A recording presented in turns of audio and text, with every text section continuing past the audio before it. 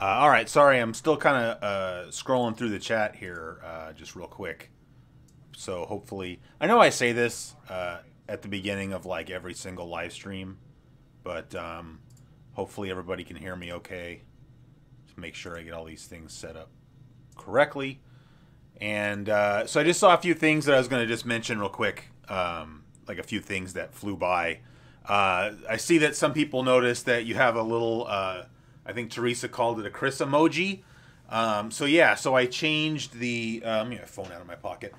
So I changed the member icon from just the generic one that YouTube gives you to a little tiny version of my face, which honestly doesn't really look that good, just because I think it shrinks it down too much.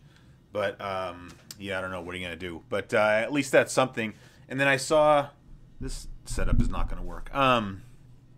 I saw, oh yeah, Creative wants to know, I never understood why my old icon was green and Derek's was orange. So YouTube automatically changes the color of the icon after you've been a channel member for a certain number of months. I guess so that you guys can have little like badges or whatever. But I didn't, that's not going to be the case anymore because now it's going to be my face no matter what. And then, I don't know, a few other things. I'm just trying to scroll down here real quick.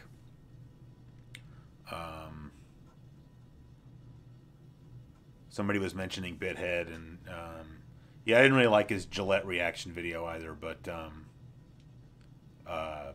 you know, to each his own. You're not gonna like everything, you know. Anyway, okay, so what's going on? So what? White balance keeps changing on its own. That's really annoying. So I changed the setting. I finally figured out how to change the settings on my camera, which I'm right now going to change the freaking white balance on it. I figured out how to make the camera HD, so so I did that. Now it's all red. I did that, and so that's why now it's in widescreen. Does that look good? About right? That's pretty good. All right. That was just really jarring the way it was like bouncing back and forth. You also know the picture. You notice the picture is a little bit dimmer. That's because I turned off the low light. It had some kind of automatic low light adjustment. I turned it off because it was making the image all noisy.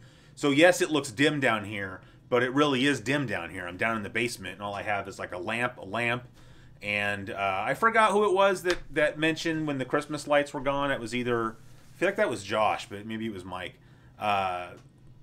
Everything's backwards. Christmas lights are back. I just had a burned out bulb. So, and then also, right where my finger is there, that used to be an open gap that went, you know, it was open to the other side of the wall where the furnace is, and also open to the inner side of the house. We got that all sealed up, and I just finished painting it yesterday, and that means it shouldn't get as cold down here, but maybe more important for you guys, it means that you shouldn't be hearing the furnace kicking on and off anymore. Oh man, I forgot to bring down a coaster. Well, as Teresa correctly guessed, I do still have to go lock up the chickens. So I'll grab a coaster when I go upstairs to do that. The chickens are still up. I was just out there with them, so we can't lock them up quite yet. Okay, anyway, so what else? So as you guys all, yes, Teresa, 30 minutes, please, thank you. As you all know, we're streaming the 50th anniversary of Shōnen Jump commemorative Famicom Classic Mini, and I kind of forgot about. I didn't forget I had it, but I forgot that I had mentioned I was going to stream it, and then somebody mentioned it. I don't know if it was on. It was either on Twitter or in the comments section of the last live video. I don't remember which, but they asked if I was still going to do this, and I forgot. And I was like, oh, you know, so yeah, so let's do it. And I know I put this down in the description, but I just want to say again, thanks to Joe C. Joe, and his last initial is C. I don't know his YouTube name, so I can't give him a shout out. But he sent this in to me all the way from Japan, where he is, and so I just want to say thanks again, Joe. The console itself, I don't know if I can. I'm gonna just move the camera. I know that kind of sucks, but There's my feet. The console itself is right here. Is it going to focus or what, dude? There we go. It's gold. So sort of like the Legend of Zelda cartridge. And then you can see it has little tiny controllers. So yeah. Yeah, anyway, the other thing I guess I just want to mention, I mentioned this in the video description as well. Clean the floor. My floor is very clean. I just vacuumed it yesterday. I don't know what you think you're seeing. There's crap all over the floor, but it is quite clean down here. I mentioned this in the video description, but I also have an NES Classic Mini right here that we can easily hook up, just because I'm concerned that I don't think we're going to be able to get 2 hours of streaming out of this Famicom, just because we don't speak Japanese, or at least I don't. And I saw that Smoke Monster's here. What's up, Smoke? And yes, Golden Axe is still in the Astro City. You know, I'll just give a little shout out here. You guys know I don't do Patreon or Patreon or whatever it's called. I just became a patron of Smoke Monster's channel today, because he is doing great work getting the word of the Mister out there, the Mister FPGA console. Which, speaking of that, I just got the Mister today, and in fact, I'll bring that down here when I go upstairs. I meant to bring it down here and have it to show to you guys, but you know, as usual, I was like a chicken with my head cut off. You know, trying to get down here and get started at 5:30. So for reasons, I guess I'll mention it once we get fired up here. So anyway, so we're gonna play the Famicom for as long as it seems fun, and then when maybe it's not fun anymore, I just have to unplug 2 cables and plug in the NES Mini, and yeah. All right, so I'm gonna go ahead and switch the view over, and it's gonna be a black screen at first, because I have to turn on the console. So the console actually has a little switch on it that you have to throw, and then it also has a yep, there it is. It has a reset button like that you hit to go back out to the menu. So Brian wants to know if I'm going to do a video about the Mister setup. Well, I'm going to do a live stream with the Mister. At least one. And so yeah, so there's going to be that, but other than that, I mean, I'm not going to do like a hardware review or anything like that, just because that's kind of not my scene. So I'm kind of hoping that maybe somebody here is going to be able to help us out a little bit with game selection. Just because I don't really... I did a little bit of preliminary looking around, like this, whatever this Fantastic World is, that's something that we can play. This one right here is the first Fist of the North Star game, so what came out here in the US as Last Battle on the Genesis was the sequel, I think the direct sequel to this game, Hokuto no Ken. I don't know what else is. I know the first Dragon Quest is right there. We can't really play that, so but we can play Hokuto no Ken, and then we can check out both of these games. Like, I think that this game is based on like Muscle Men, the toys, which I loved Muscle Men when I was a kid, and at least because Muscle Men were based on some kind of Japanese anime that I don't know anything about, and you know, so we got them here as Muscle Men. But there were these 2 games based on them. One of them's a wrestling game, and the other one seems like some kind of side-scrolling action game. But oh, there you go. See, there's people here who know some stuff. That's awesome. And anyway, I tried playing that one and I couldn't get that far in it. I'm not sure what I'm supposed to do. These are 2 soccer games from Tecmo, but they're not really soccer games the way you know, you would think of it. I don't know, it's hard to explain, but it's kind of not really playable, I think, without knowledge of Japanese. So, since we're talking about Hokuto no Ken, I guess we can just start off with that one, with my little baby controller here. And then I saw that Adam's here. Adam's the one that donated the copy of NHL 94 that we gave away. And I picked the winner for that today. I picked the winner for that, and I picked the winners for the guides that I gave away. So this is the game running in teaser mode. You can see that it doesn't really look very good. So, which it's not. And yeah, SoftBank, that's about right. It's a soccer game, but it's like a tactical game. So you're not playing it action style. There's like a menu system where, you know, you select like, okay, I want to shoot, and like, how do you want to shoot, etc. I don't even know what that hot dog was right there on the screen. What is that? I guess that's supposed to be a boomerang maybe or something. So I don't know. It kind of reminds me of what was that, Karate Champ maybe? No, that's not. I forget. There was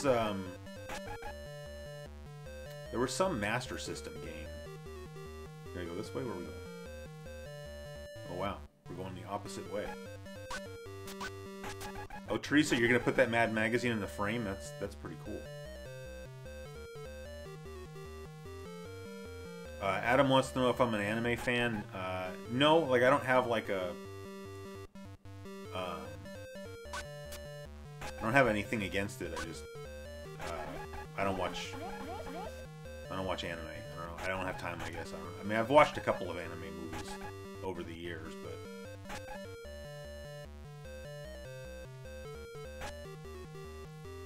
So I don't know, I mean, this game's not great, but at the same time, I almost feel like it's a little bit more playable than Last Battle. What are all these things? Oh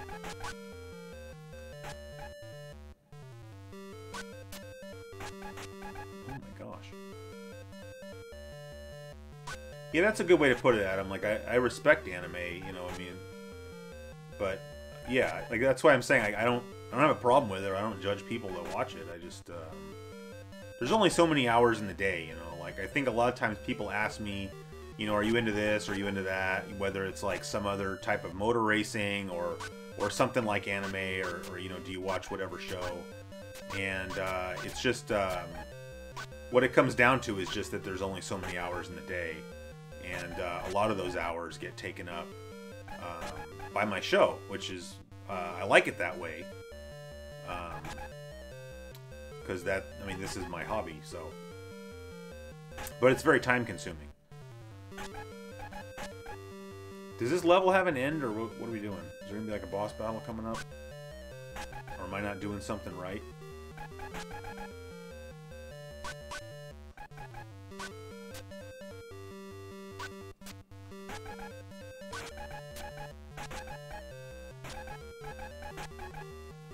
It's a little bit hard to play with this tiny controller, I'm not going to lie. I think it's interesting that Nintendo chose to scale the controllers on the Famicom Mini so that they would match the size of the console. And then, if I'm not mistaken, you can... Yeah, see, that's why they did it. I'll show you later, but you can dock the controllers in the system the same way that you could with the real system, or well, I guess you still can. And I think that's why they chose to make the controllers that size. So, and honestly, it's really not that bad. Oh, I'm dead. I mean, it is tiny, but it kind of works. To be honest, I wouldn't mind. There must be a way to mod one of these controllers, because if I'm not mistaken, isn't this just some sort of like USB style interface that these controllers use? Maybe I'm wrong on that. I don't know, but it seems like if nothing else, there'd be a way that you could mod one of these controllers. It'd be like a cool laptop, like portable little game controller to use with like an emulator or something. Because for as tiny as it is, it still feels very high quality. Like it has that same, the same quality as like regular Nintendo controllers. Well, except for the Nintendo 64 controller, because that, of course, is a piece of crap. What in the world? All right, I think the landscape is maybe no. I was gonna say maybe it's changing. Well, maybe. This is a very long walk. Sorry, I think I'm missing a lot of people's questions as they're going by, but You know, usually I wait till I get to the end of the level and then I'll go ahead and pause it. But like, does this level have an end, or is this just like play the game for high score? And yeah.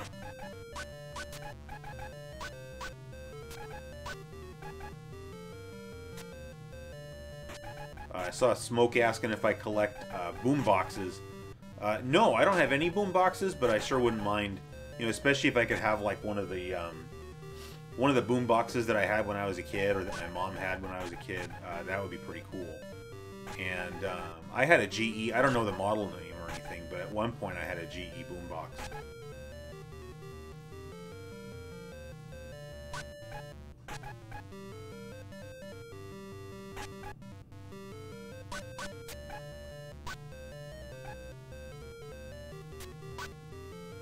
If anybody has any insight into, yeah, Burger, that's what I'm saying. Like, I feel like I'm just running or walking in a loop.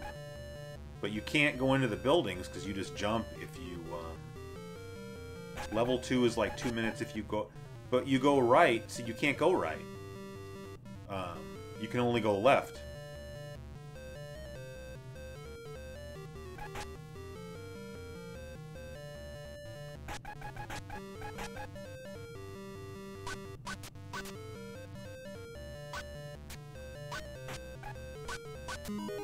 We're dead again. That's the end of the level if you go right. Well, I mean, I can't. I'm holding down right, man. Like it. You can't. I mean, tell me what if I'm doing something wrong. Tell me, but I mean, I'm holding down right. Oh, okay, good. You were starting to make me think I was crazy.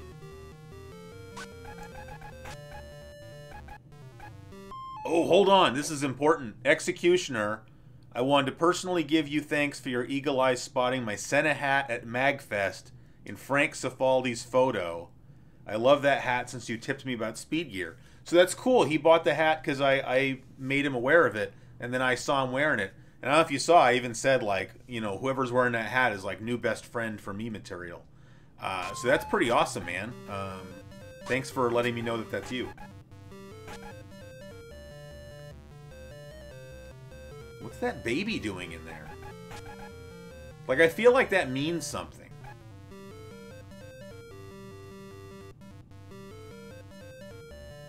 Is that an Escher piece on the overlay? Yeah. I originally, when I had Legacy Yaka MK, I don't know how to say their name, but when I asked them to make me these overlays, I originally wanted the Escher thing to be on the classic computer overlay. Just because I feel like when I was growing up, like, you know, computer nerds of like the 80s and 90s seemed to always have a thing for MC Escher. Like they'd be wearing like a Escher shirt, or they'd have like a Escher poster on the wall. And so to me, it's just like kind of a computer nerdy thing. But there was just really not space to put it on the overlay because, you know, you've got like the disk drive and the hard drive and whatnot down on the desk. And so instead we put it on this overlay. So, hey, what's up, Drubo? Thank you for checking in. You get credit now for being here. Yeah, I agree. This game makes no sense, and I'm really... I feel like that little baby or something had something to do with it. But I want to go one more time and see, because it was right here, wasn't it? Where are you, baby? Maybe not? Alright. Yeah, no, Escher's awesome. I'm not saying that his stuff isn't. I'm just, I even have, I don't know where it is, but I have like a little, just printed out on a laser printer, black and white drawing of his that I want to put up on the wall in here somewhere. Or maybe it was here? It was in the first doorway in one of these buildings.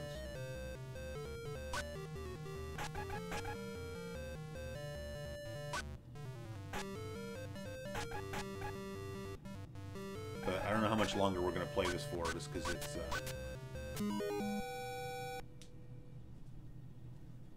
Mario, thanks, man. Let's get Jonathan and Stuart on the show. You know, it's funny because I'm sure I could get Stuart on the show, probably, no problem. Jonathan would be a little bit more difficult.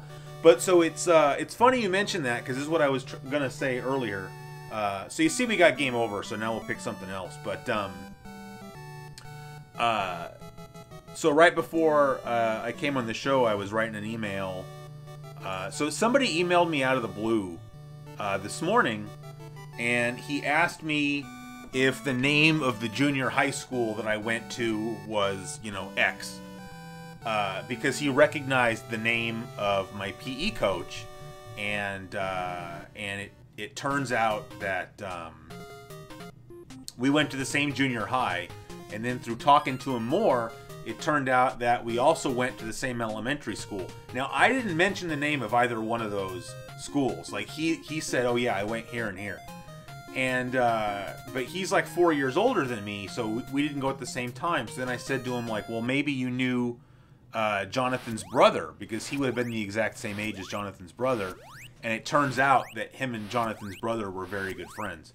And again, I didn't give him their last name. He said, oh, yeah, was their last name blah, blah? And I was like, yep. So this guy lived right around the corner from me. And likely, he was probably over at Jonathan's house at the same time I was, at least once. So that's pretty awesome. So now, as a result of me having this show, I've connected with somebody that I went to the same college as me, somebody that went to the same junior high as me, and someone that went to the same elementary school as me. So now I just need to find somebody that went to the same high school that I did. And Anne Berlin, yeah, I saw the tip from Mario. Yeah, I said thank you, but thank you again. Maybe I can bribe them to come be on the show. All right. Anyway, this is just in teaser mode. Don't worry. All right. So I think that's enough of Fist of the North Star. So I don't know. I mean, we can go through and just launch these games and just see what they are. I mean, if we can't play it, I just hit the reset button and we'll back out. But this looks like, so this is enter your name. So my name is blah blah blah blah blah blah, and this is probably end over here. Oh, you can't wrap around on this. That's kind of lame. No, you're not going to let me start, maybe? Wow. Oh, there we go. All right. Okay, it's 1999. I can pick that up. So there's apparently there are a lot of role-playing games on here. So so those are obviously going to be yeah. So this would be an example of a game that we will not be playing. Well, that purple guy looks like Grimace from the McDonald's commercials. Try no name. Maybe it'll give you one by. Well, it could give me one by default, but that would be just as gobbledygooky as what I put in. So I agree with Noel. We're going to go, assuming that's what he was saying, we're going to go back. So this next game I know is at least kind of playable because I played it a little bit last night. That doesn't mean I understand what's going on, because certainly I don't. But that's what I need. Somebody just say, enough of this one and we'll move on. You know, I'm just trying to make the show entertaining for you guys. So, and you know, if at some point people decide that it's time to pull the plug and plug in the NES Mini, just let me know. They didn't have a save game on here, did they? All right, so this one's kind of cool. You get this little map screen here, and then you go to the first level. I don't know what your two options here are, so I don't know. We just roll with it, but then we go to this platformy type screen, and then I get killed immediately. I don't understand if your character, is that like a really long tongue? Like, look at that. And then you use that to kill these mice. Oh, dang it. I looked at the chat for like 2 seconds. Alright, no more fooling around.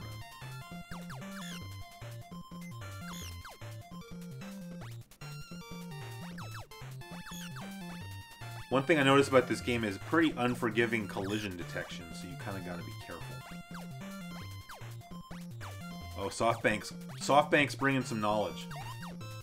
Well, is Golden Boy on here? Like in... And yes, I agree. The music on here is quite catchy. Someone let me know if it's not loud enough.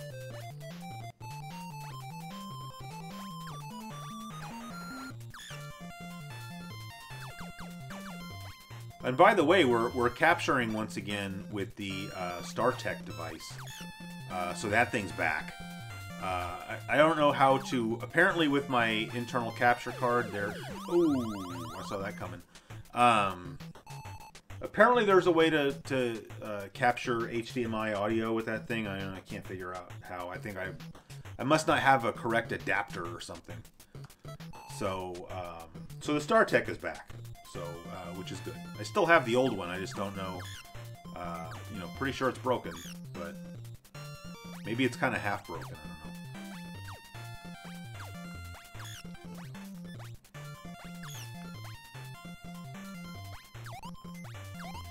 I don't know if I'm supposed to eat these things. They kind of look like cartoon acorns or something.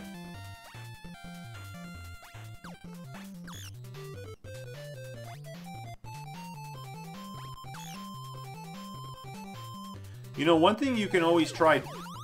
Dude, I hit jump. You suck.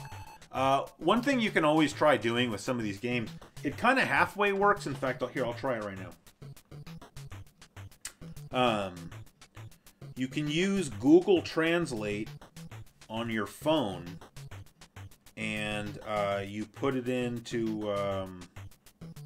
It's going to make me update. No, I don't want to update. No, I don't want settings. Good lord. I have to select the... So there's a built-in camera function in Google Translate. Yeah, here we go. And then you can use the camera and hold it up. But sometimes it works, and sometimes it kind of doesn't really work that well. So, you know, because it's trying to read this super pixelated text. I don't know. The first one is something about starting, and then the second one, it keeps changing what it decided it was saying. So, if we click on that, I don't know what happens. What is that? Well, whatever this is, we don't have any, so we gotta just go with the first one. Adam says, do you have an arcade parlor in your hometown called Regency Game Palace? That sounds familiar, because wasn't that owned, that was owned by Regency Theaters, right? Because that was back in the early 80s, like, movie theaters were opening video arcades, right? Because United Artists, I think, had a arcade as well. So, but, I mean, I guess the short answer, Adam, is I really don't remember, to be honest. I remember going to a place called Neon Arcade, and then I used to go to Chuck E. Cheese, of course. But, you know, the most memorable arcade that I remember going to was Sam's Town, which I already talked about on the show. Yeah, here's Snail. Alright, now we're making some progress.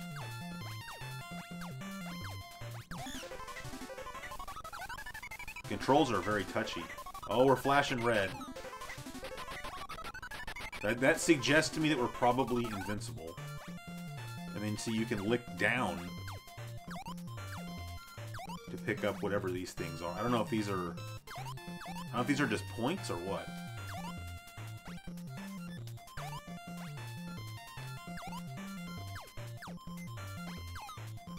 Oh my god, we decapitated that guy. Chuck E. Cheese pizza controversy? I don't know what you mean.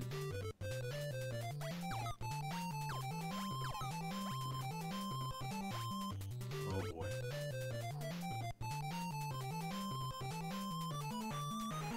What do you think? Boss battle maybe or something here? Or what? I have to kill the mice first or something? No, he's gone. Oh, I didn't see him. Where'd he come from?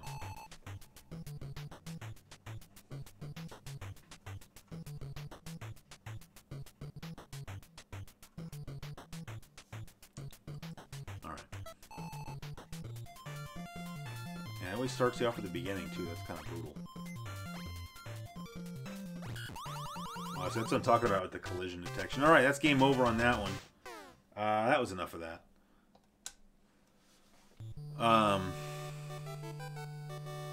Oh, Bob Vila. Thanks for stopping by, Bob. Oh, it's chicken time. I don't know what you're showing me YouTube link of there, but yeah, now is probably a good time. So, all right, I'm gonna go lock up the chicken coop, grab some coasters, and grab the mister. So I will be back in just a second.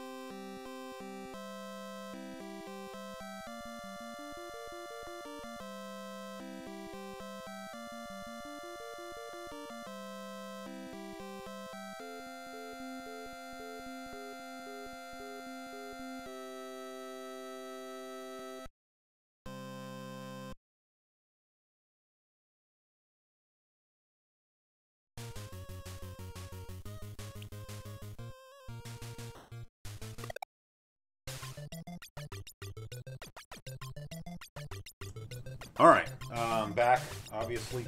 That was more than a second. I apologize. We just barely made it to lock up the chickens. You know, the days are getting longer, so it's still pretty light outside, but we got lucky and they were in bed. So to put my slippers on, my feet are getting cold. Yeah, it's funny. I saw how many of you rented Mario is Missing thinking it was an awesome new game. Yeah, I mentioned that in there was an ad for it in one of the Let's Read videos that I did, and I mentioned that like because it didn't say anything in the ad that would necessarily lead you to believe that it was a kid's game. What are we doing here? That's too small. So I'm trying to adjust the screen sizes of... oh, look at that. All right. Now we're cooking with gas. All right, so I'm going to switch the view back real quick so we can check out... We'll just take a break and we'll check out this mister. And then just real quick, just because a couple of people asked. So I got these coasters. They're just like the same coasters you would get if you went to like a bar. They're paper, you know, thick paper coasters. They just have the exact same artwork as the stickers, but you know they're coaster sized, so like for comparative purposes, there's the size of a sticker, there's the size of a coaster. So at some point I'm going to put those up. I don't have a whole lot of them and they're really not that cheap, to be honest, but at some point I'll put them up for sale on the website, but it's probably going to cost like $5 shipped for 2 of them, just because they're, like I said, they're not cheap for me. Anyway, enough shilling. So here's the mister. I have not plugged it in. I just got it today at the post office, and I had to get it out of my messenger bag just to bring it down here. So I am not in a position to answer any questions whatsoever about the mister. But if Smoke is still here, Smoke Monster is like a Mr. Expert, so certainly you can talk to him. So, and this came, and this, I mentioned this already once. I'll mention it again right now. And I'm going to mention it again next week when we do the live stream. This was not like something that was given to me in exchange for a review or anything like that. This comes from a website called Mr. Add-ons, which is one word, Mr. Add-ons, Mr. spelled out, MrAddons.com. The guy goes by Pork Chop Express on Twitter and presumably on Facebook. I don't know. And he runs this website selling Mr. Add-ons and Mr. kits. And he sent me an email and basically asked if I wanted to borrow a review unit and do a review. And I just told him that no, I don't do reviews anymore, but that I would do a live stream with one if he sent it. And he was down with that. And then he did say, and I'm getting this out there just because full disclosure, he did offer. He said if I wanted to keep this thing, he would sell it to me at a very deep discount. And there's a really good chance I'm going to take him up on that. But he didn't tell me that until after I had already agreed to take it. But I'm not reviewing it anyway, so you know, I don't have a problem with that. But I'm just you know, being honest.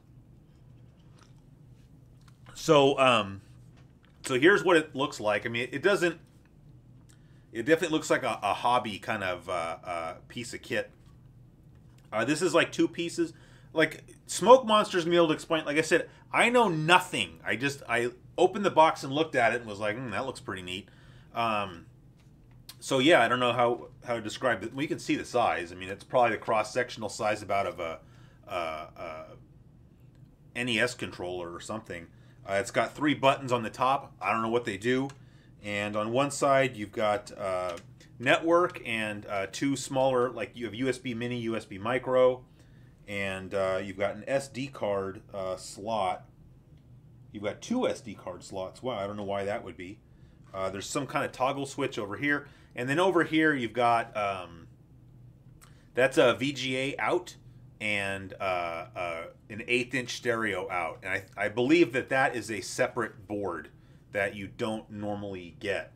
I think just to have a bare Mister, you just get the board that in this case is in the middle, and that has HDMI out. But this adds analog out, and this will output 240p. And my understanding is that I can plug this in to a PVM monitor, but I don't know that for sure. And then the bottom board here, I think is just a USB hub. It's got 1, 2, 3, 4, 5, 6, 7, 7 USB outputs on it, and then it has its own power. And then it's got this USB micro cable hanging out of it. I don't know what that's for. Again, I know nothing about this thing except that it looks cool. And so this Mr. Add-ons guy, Pork Chop, he sells these add-on boards, but then he also makes the cases. This is a 3D printed case. And you can pick your colors. So I picked this dark gray for the sides of the case, and then black for the ends of the case. And then it comes with a power supply. You don't need to see the power supply, but it comes with a power supply with a Y adapter, because you have to plug in the power to the top unit and then also to this USB thing down here. So yeah, and then that's I think all that it came with, because that's all it came with a USB hub. So I don't understand what this would be for. It came with this little USB hub, like micro USB to, you know. So between that, it's like you got 27 USB ports. So again, I don't know what all that stuff is for. So, but you know, I'm gonna get all this figured out so that when we do a dedicated Mr. live stream, I can speak intelligently instead of sounding like an idiot. So yeah, but I'm very excited about it. The only thing it doesn't have rubber feet, but I'm sure I have some around here. The bottom of the case needs some rubber feet. Anyway, that's enough of that, and so now we can get back to the Famicom here. So I'm going to switch the view back now, and you see we're just in teaser mode here. What's going on with this thing? right. Anyway, so now let's try to pick another game here. Maybe we can do. Okay, so we've done this one, and this one. I don't know what that one is, but it's got some buff dudes in it. So let's check that out. Smoke says that's a sweet setup that he built you. Yeah, and that's you can buy that whole setup from him, but there's like configurable options that I don't currently know anything about, but I'm gonna learn. If by next Tuesday I don't feel like I know everything I need to know, then we'll play something else next Tuesday, and the Mister can get pushed off because I want to make sure that I feel like ready to talk about it. I do definitely want to do for those people who let's see, it won't let me change the cursor. For those people that follow the show on Twitter, you know that I want to do a live stream dedicated to golf games on the Genesis, which is probably not going to be that popular of a stream, but I really want to do it. So we can do that whenever. But if I'm ready to do the Mister next week, then I'm going to do that instead. And then, you know, whether or not I keep it is going to depend on how much I like it when I use it. But I mean, I've watched videos. This looks like another. Ooh, here, let's try to use the Google Translate again. All right, he is saying.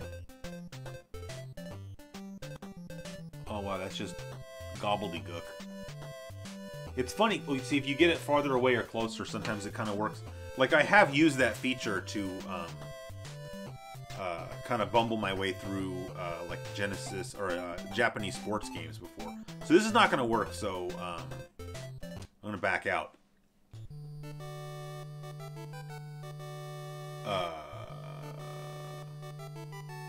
This is a rare Famicom game that uses kanji. I don't even know the difference. CGQ golf balls. Yeah, I could probably have those made. That'd be a pretty limited audience. What's that? Let's check that one out. Yeah, it's funny. I see some people are like, oh, you know, say they'd watch the golf stream. It's not going to be for everybody, but it's going to be fun for me. So if some people want to, you know, skip that Tuesday, then, you know, I'm not going to take it personally. Hey, Bob Vila's back. Google Translate is great till you actually try to use it. You know, it's not perfect, but, you know, I've definitely been able to use it. I don't think it works that well with, you know, like, languages that don't use like a Western alphabet. You know, I think it works okay with like English, Spanish, French, German. You know, I've used it in foreign countries to read signs, and it's kind of gotten me through it. It doesn't do a perfect job, but for something like, I think like, you know, Japanese or Chinese, I think it would be a little bit rough. I don't know what any of these options are, so we're just going to pick one. It doesn't work well on road signs in Europe. Well, are you driving past them when you're trying to do it, or would you consider doing a Ninja Golf playthrough? Yeah. Only thing is, I don't have a what's going on here? I don't have an Atari 7800. So, but that's the kind of thing. Hey, if the Mister works out, then we can do hardware emulation of all these different systems. I don't know if there's an Atari 7800 core yet for the Mister, but if there's not, I'm sure there will be at some point. Hey, Chicken Fingers, what's up, dude? Chicken Fingers is the guy that drew Axel with a Chris head, so he's like a CGQ VIP. Oh yeah, Smoke says someone's working on the 7800 right now, so there you go. Is this some kind of adventure game or something? It's not an action game, so we're going to just go ahead and smack the reset button. So these two soccer games, like I said, I tried them out, and those are going to be kind of a non-starter. But this one, maybe somebody can help me with this one. Ooh, see, this is cool. So this was a Famicom disk system game, so you actually get the Famicom disk system. I don't know if you call this a splash screen or intro screen or whatever. And there you go. So that's kind of neat.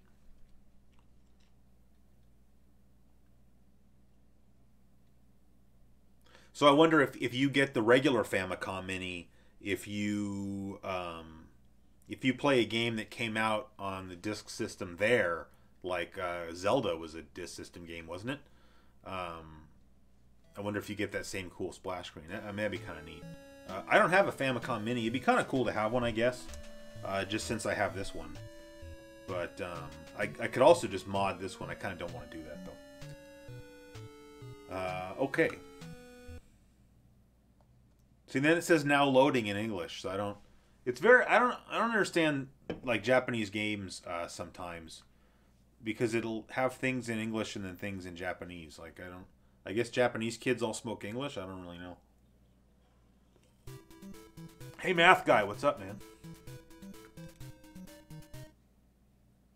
Alright, finally, stage 1.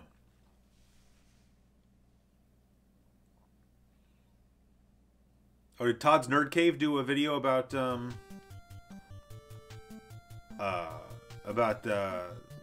Mister, using the Mister for Amiga? If so, that would be, hey, that would be interesting for me to watch. You know, of course, the mystery, I mean, you can plug in like a mouse and a keyboard, so, you know, you can use it. There's computer cores for it. Like I was watching on, I think it was on your channel, Smoke Monster. You were showing the MSX. It was like a little 2-minute video. It was showing Castlevania for the MSX running on the Mister. And, like, that would be cool, because that would be... You know, it's stuff that I could live stream, but to be honest, you know... Okay, so here's where I get stuck here, is how do you get up there? Because you push up to jump. You can't... Can you run? I don't think you can run, because you punch and you kick. So if anybody knows anything about this game... Because, see, you can't jump that high, and I don't think you can... Can you jump on these guys' heads? Nope. So, yeah, I don't know. Oh, but so I was just trying to say... you know, there's some things like arcade games, or you know, especially like these Japanese computers like X68000 or MSX, where if I'm trying to show a little bit of footage on the show, like, you know, if I'm talking about the history of some game and I want to say, oh, this started out on whatever, I have to load up an emulator and just record emulator footage, because, like, I mean, I don't have an MSX, obviously. So to be able to have or to record gameplay footage from an FPGA emulated system instead of a software emulated system would be really cool for the show. And that's why, like I said, I am most likely going to take up Pork Chop Express, which, by the way, his name is a Big Trouble in Little China reference. I'm most likely going to take him up on his offer, because that's the best deal that I'm ever going to get on a Mister. So yeah. But for stuff like, I don't know, for stuff like the Amiga, I can just live stream with my Amiga. Oh, here we go. Boss battle.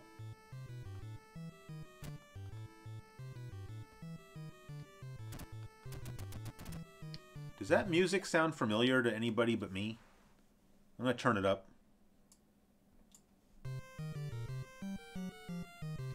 What? That's a classic rock song. What is it?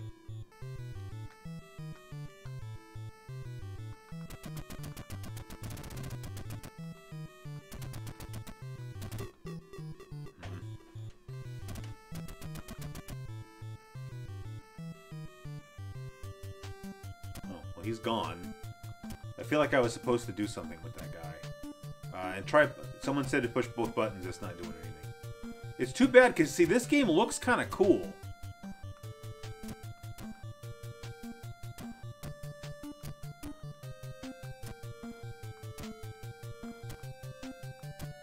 Yeah, Inagata Devita. Yeah, how do you spell that? I don't actually know.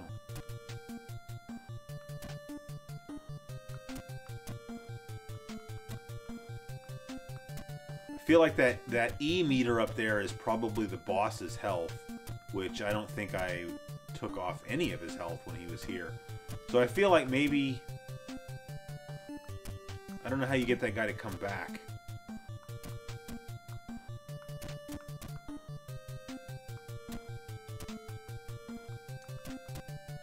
Punching seems to work better than kicking on these guys. Math guy wants to know what a Mister is, so hopefully, Smoke, you want to do your thing there. Oh, but actually, I have a question for Smoke that has nothing to do with the Mister. I was watching your videos, and I noticed you have, like... You have the room, like, flooded with, like, pink light. And I was just... Is that just, like, a pink gel on a light or something? It just looks pretty cool. And actually, it's, like, about the same shade of pink as what's on the screen here. But, I don't know. I just thought that looked neat. You know, I think people watch the show, and, you know, I'm always talking about lighting. Because I get really into lighting.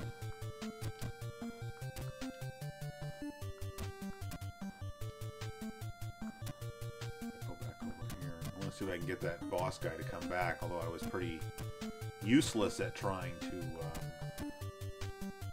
attack him before. Oh, it's a LE, it's a RGB. So you can set the color on the light. Is that it? Like, I have a couple of video lights, but game over. I have a couple of video lights, but you can set the color temp. They're just bicolor though. They're not RGB. So. Anyway, I just thought it looked cool. So, alright, so we got game over on that game, but like I said, I can't really figure out what I'm supposed to be doing. One thing I've noticed so far, none of these games are really all that great. What did I do? Okay, this one now. Alright, so this one is the wrestling game, which is also, in my opinion, not that great.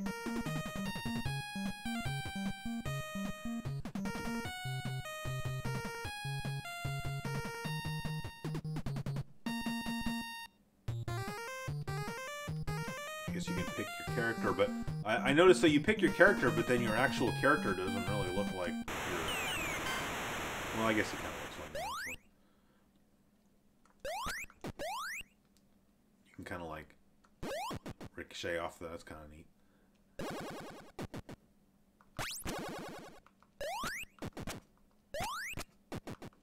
See, but, like, I would rather just play with Muscle Men.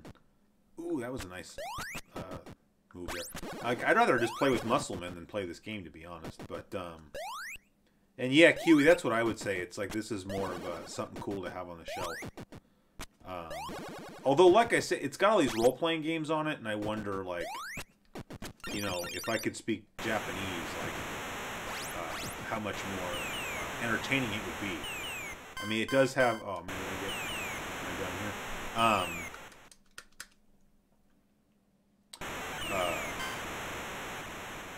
You know, it'd be cool to play like Dragon Warrior. Although I don't know what the difference really would be. Is there any difference between, like, is there different music? For some reason, I feel like there was different music or something. I almost kind of want to load that game up and just check it out. Because honestly, with Dragon Warrior, I'm not sure if I really need to be able to understand the text. Although, actually, I probably do, I guess. But...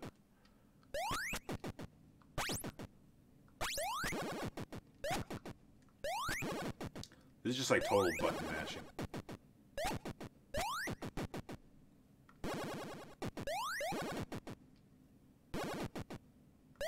Alright. I don't know. That's enough of that. Potato wrestling. Yeah, roughly. Ryan says, can you jump to the NES Mini after this? Yeah, no, we're definitely going to do that. It's this one. You should still play Dragon Ball. Yeah, I don't... Which one's Dragon Ball, though? I will definitely check that out. Hey, Fuji TV.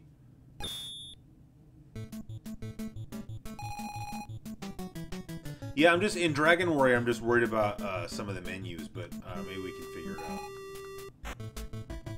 Oh, there we go. Look at this.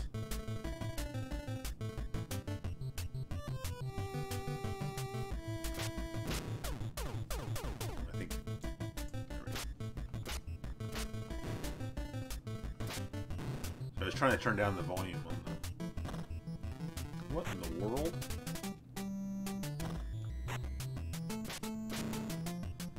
It's cool, there's cherry blossoms all over the trees. That looks kind of neat.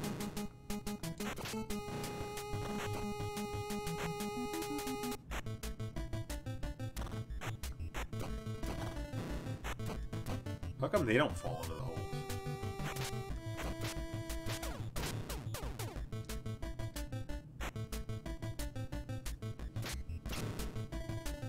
Yeah, I mean, QE, this game's not too bad, but, like, If it was like 1988 right now, and you just came back from Toys R Us with this game, you'd be disappointed. It ain't that good.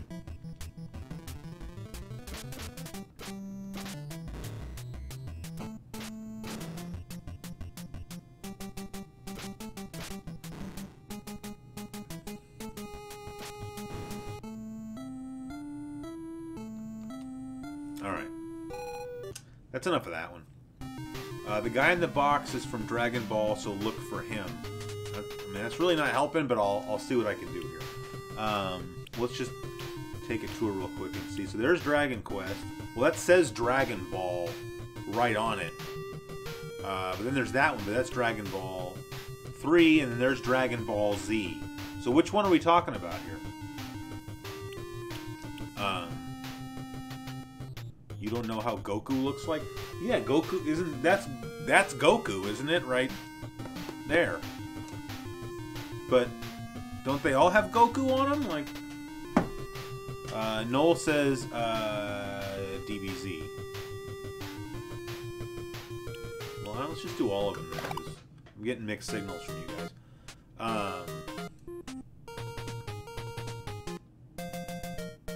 Well, I only knew that because someone told me on Twitter right before the live stream. Otherwise, I would not have known who Goku is.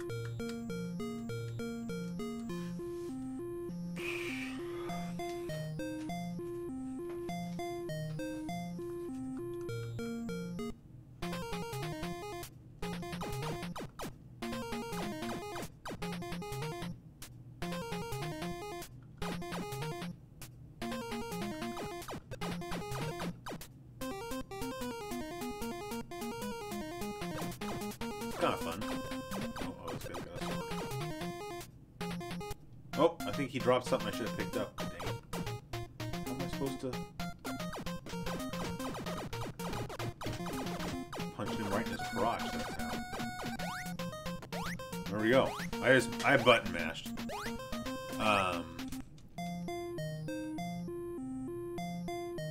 Oh boy, that doesn't look good.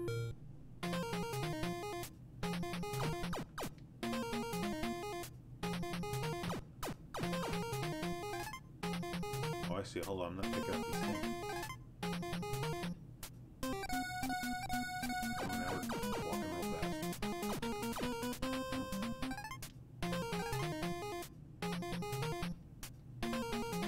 Oh, this game came out here?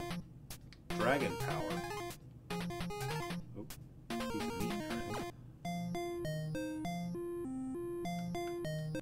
I'll tell you, lady.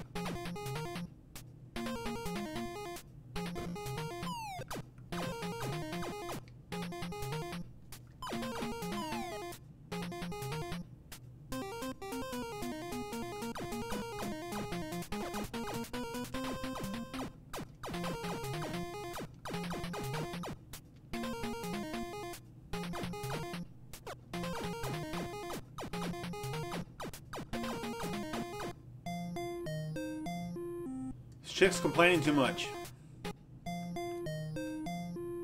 Alright, well, she's not tied up anymore.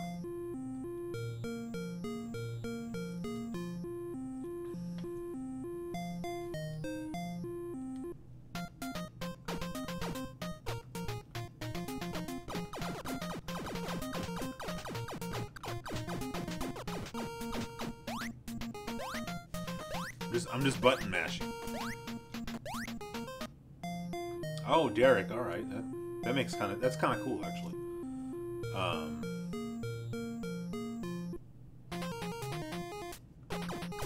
right, now it's getting I'm kind of excited to check out Dragon Quest.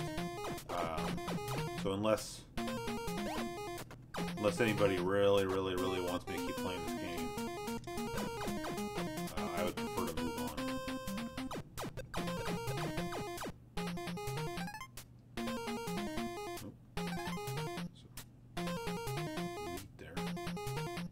Out of here.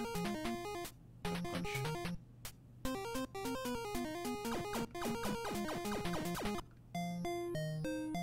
Yeah, okay, great. Alright, Ryan wants Dragon Quest, and I agree with Ryan. So, This was a cool game, though. I'm not complaining. I just, I'd rather move on.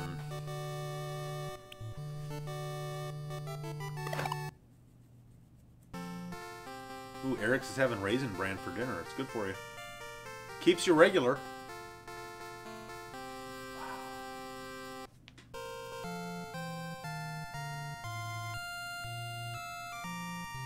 See, look, English. I don't get it. Alright, we're not going to put... We're going to try what somebody suggested if I don't put in anything. Yeah, you can't not put in anything. Let's put in... That looks pretty good. Alright, this guy's speaking all kinds of Japanese. Raisins suck. Excuse you.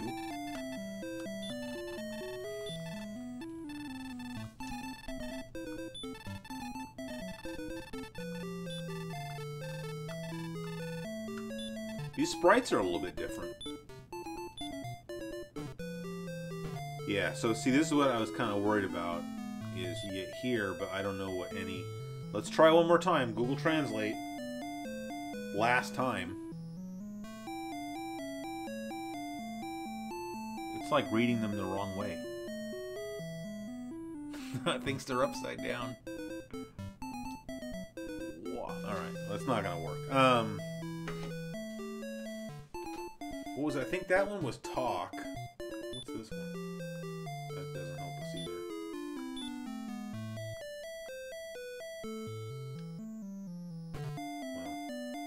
Well, how are we gonna get out if we can't figure out?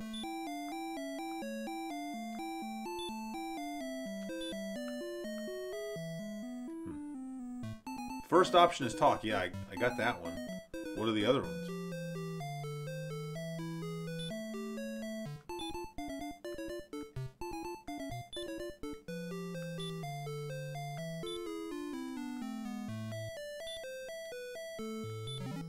There we go. Okay, that one's open. We're at 120 gold.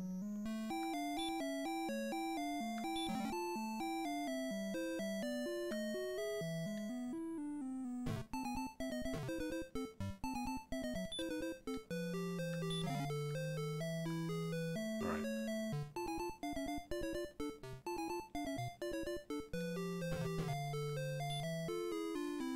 What's going on? Why can't I open the freaking door? Oh, there you go. Oh, there's a different... Okay, so bottom left is for opening doors, bottom right is for opening treasure chests, and the first one is talk, and then remember stairs. Ah, got it on the first try. Alright. Yeah, I mean, some of these sprites look stupid, but some of the sprites look better.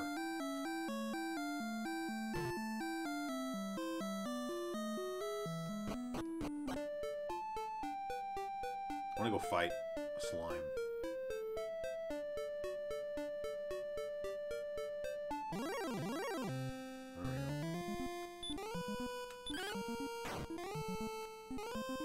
Thing that said the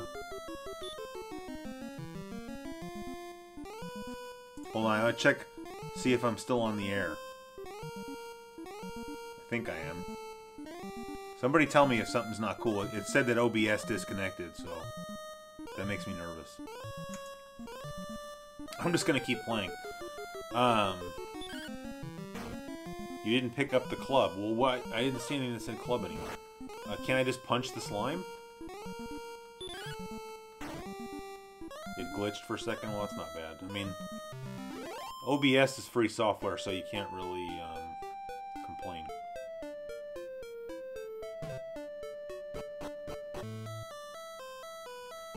Alright, well, 5 seconds is no big deal. I'm just glad it auto-reconnected, so...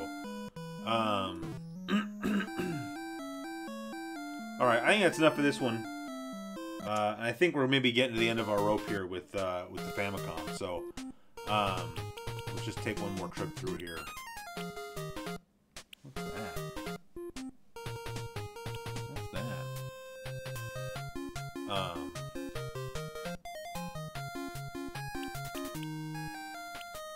Okay, we tried that one, we tried that one, we tried that one. We're not trying those. We tried that. We tried, hey, tried that. Tried that. I don't know if we tried that or not.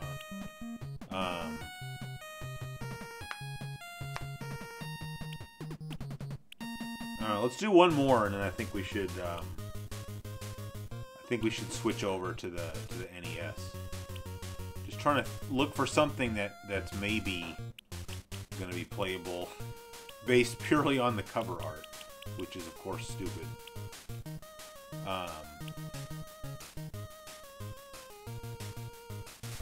Dragon Quest is better than Final Fantasy. I don't know, actually. Are you talking about the series, or are you just comparing Dragon Quest 1 to Final Fantasy 1?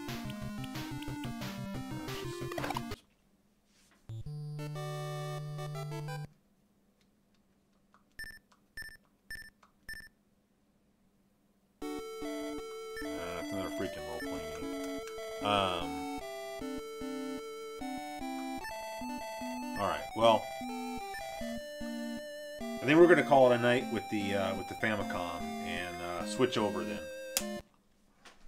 So let me it's just a couple of things I have to unplug and replug in. Oh, but now that I have it unplugged, I can show you just if anybody, I don't know if anybody cares, but so the reason they made the controllers tiny is that, and I used to actually have a real Famicom for some reason, and you could do the same thing there, is that that's how you store the controller. And then there would, this one, I didn't even take this one out of the wrap, but that would go on the other side. So that's kind of neat. We're going to set this down over here. Okay. So now I just got to plug in the NES real fast.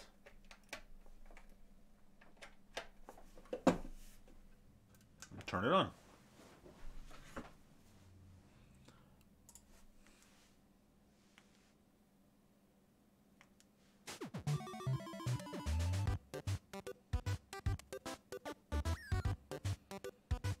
Sorry, I'm just checking something real fast. No? Whatever. Okay, so obviously this is the American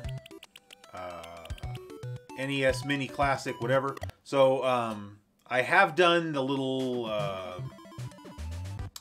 hack that you can do to add some more games. So like, so now we're out in like the main menu, and these are all the games that just come with it.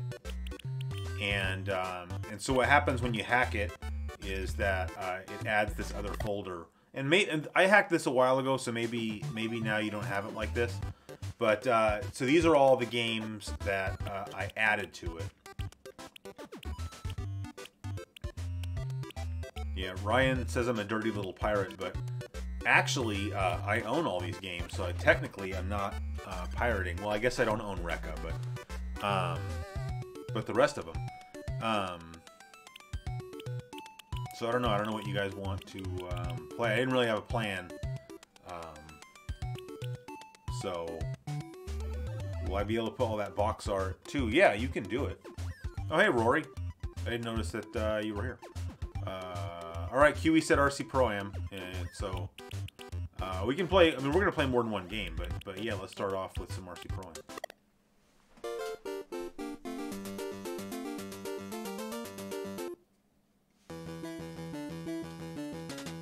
I forgot what the controls are. Okay.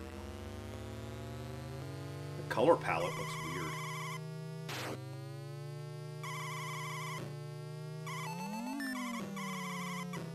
It looks like it's got like a blue tint to it.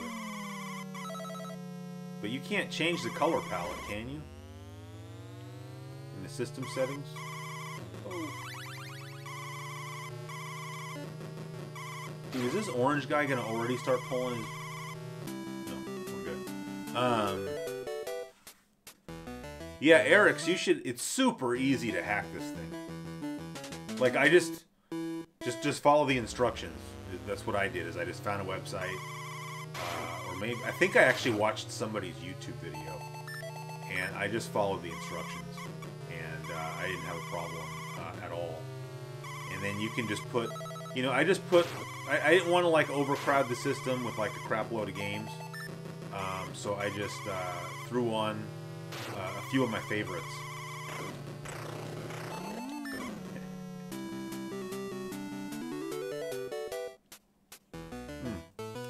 No, Ryan, you're good. I know you were joking.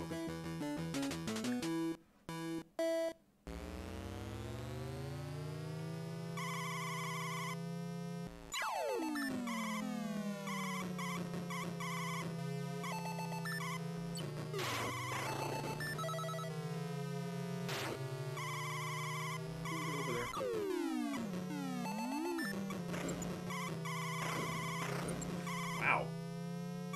It's like a sniper with that thing.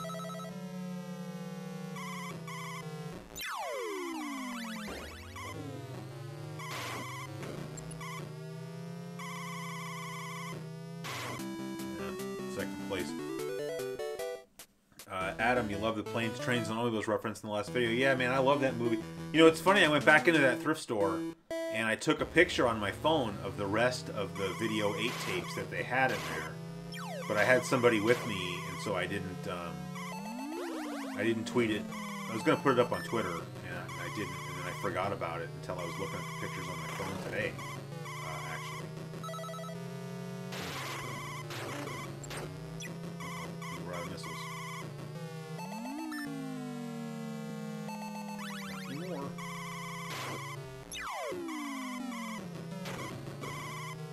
That's how you do it. Ryan, you could never get into RC Pro-Am as a kid? Wow, that's like one of my favorites. Hey, Akil's here. I don't know if I ever picked up Rare Replay.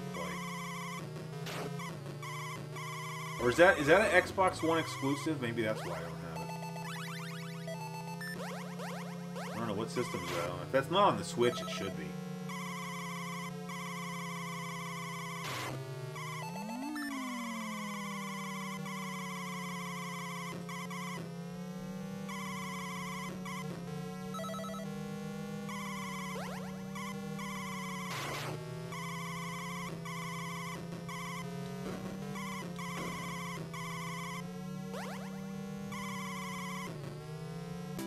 Alright, there we go.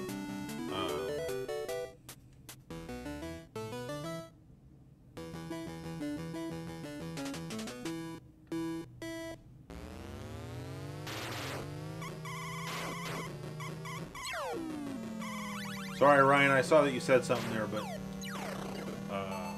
I'll pause after this race and check the chat. Well, at the rate I'm going, I'll get game over after this race.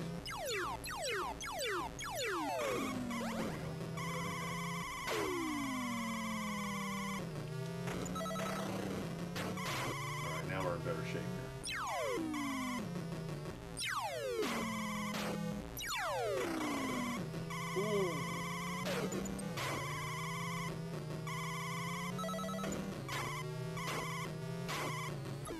They always manage to put all the puddles like right on the racing line.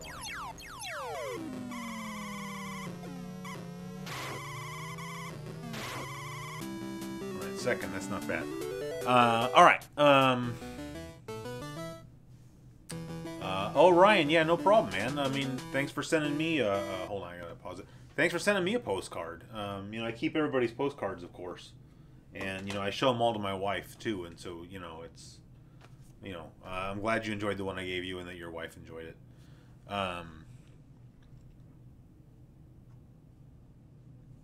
Do that Snatcher stream sooner than later. Yeah, I mean, I'll try. We'll see how far we can get in it. Rare replays only for Xbox One. That's too bad. You want to see how good I am at Excite Bike? I'm not that good at Excite Bike, but I enjoy the game. All right, one more RC Pro-Am race, and then let's go ahead and switch over to a different game. Kind of upgraded.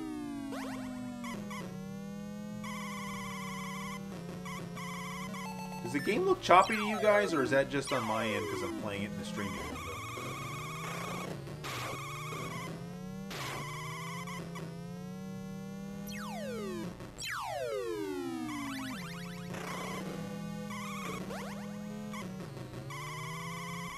feel like OBS is like riding the struggle bus today.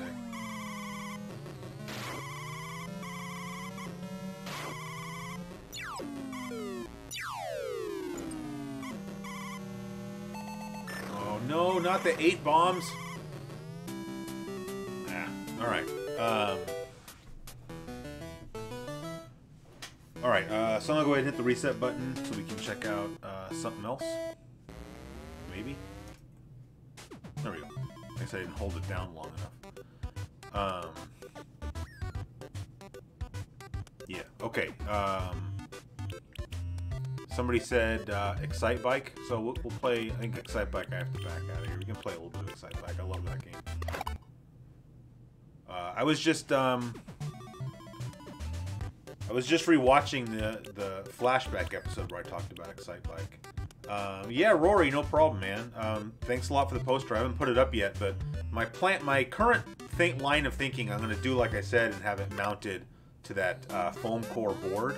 And I'm thinking about these are just these little janky mini posters that my wife picked up in Sierra Nevada right here.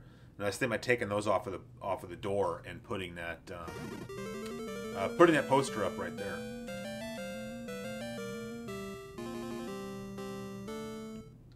Try beating Mike Tyson at Punch-Out. I have never beaten Mike Tyson at Punch-Out.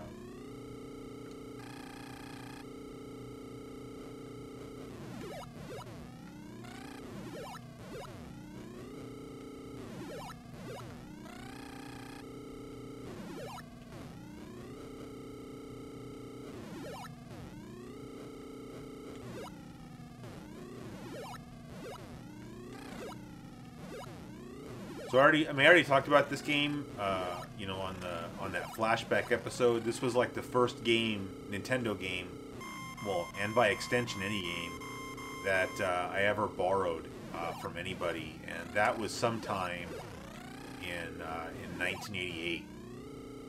And I had never played the game before. I may not have even seen it before. You know, I was just desperate to try different games. And so if somebody had any game that I had never played, I was going to be down to borrow it. So, like, I think the guy just said something about, like, oh, yeah, I have Excite Bike. And I said, fine, you know, I'll borrow that then. And so I did, and I really enjoyed it. It certainly seemed like a game, I think I said this on that flashback episode, but it certainly seemed like a game that most people had. At least most people I know. I mean, I didn't have it, but... And actually, to be honest, I'm not sure that Jonathan had it, but it seemed like most kids had Excite Bike. And I don't know if that's because if this game maybe dropped in price, because this was a launch game for the NES, but... I always felt like first-party Nintendo games never really dropped in price too much, which they still kind of are the same way to this day. Although, of course, now they have the greatest hits, or what I don't remember what they call it, what Nintendo calls it, but they do have the line of games that are cheaper. But I'm not sure if that was really the case back then. It seems more like the older games would just disappear off the shelves because they wouldn't reprint them.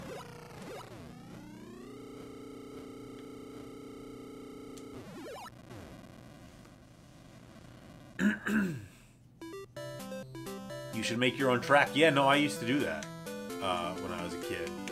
Chris wants to know, are you going to do a basement tour at some point?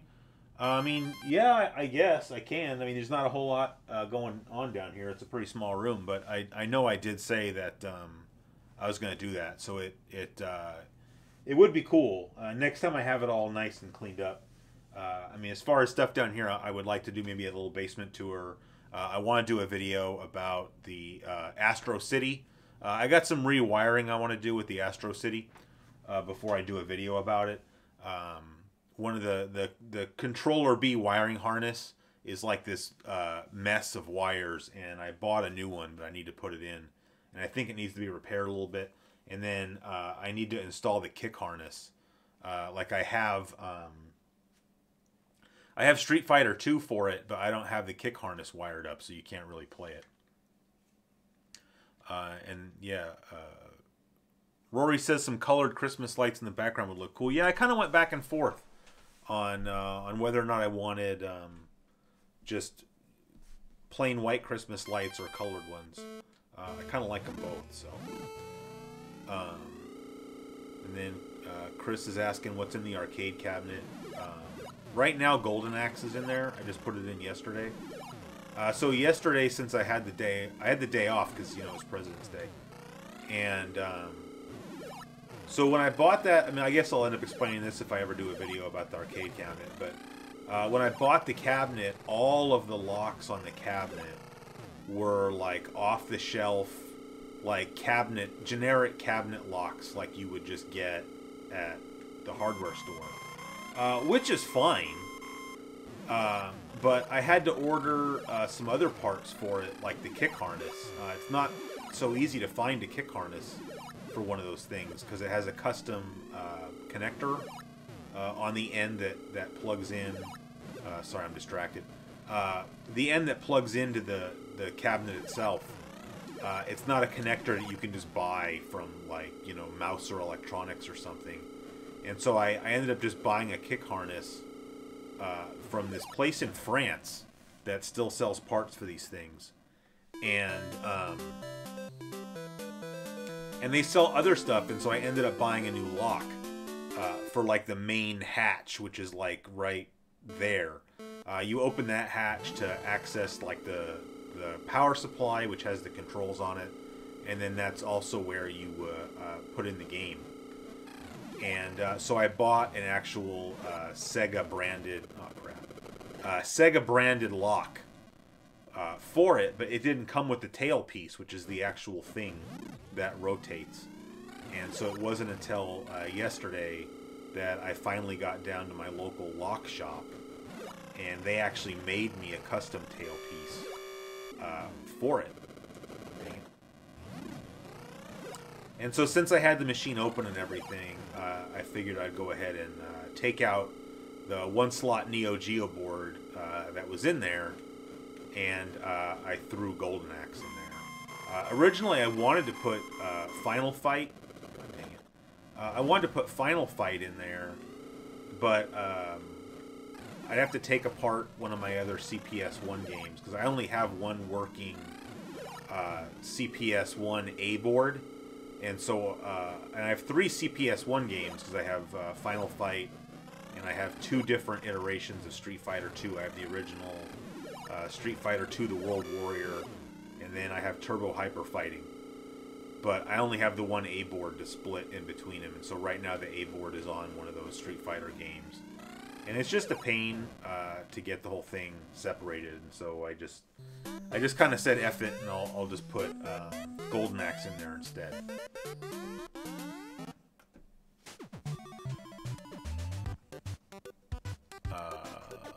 So I'm just going to scroll up here a little bit.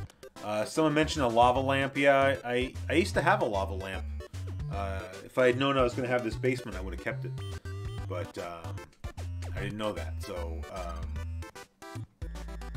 And then, yeah, you know, a dimmer on these Christmas lights actually would be a good idea because they're a little bit too bright. But yeah, I could put up some colored ones. I mean, I just put these back up, but it's not, they're not like nailed in a way that I couldn't hang up different ones, so.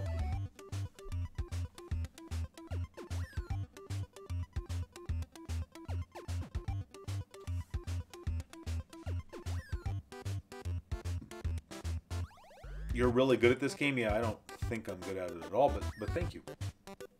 Do you have Gyromite? No, not on here, sorry. Alright, oh yeah, alright, Batman. That's in here.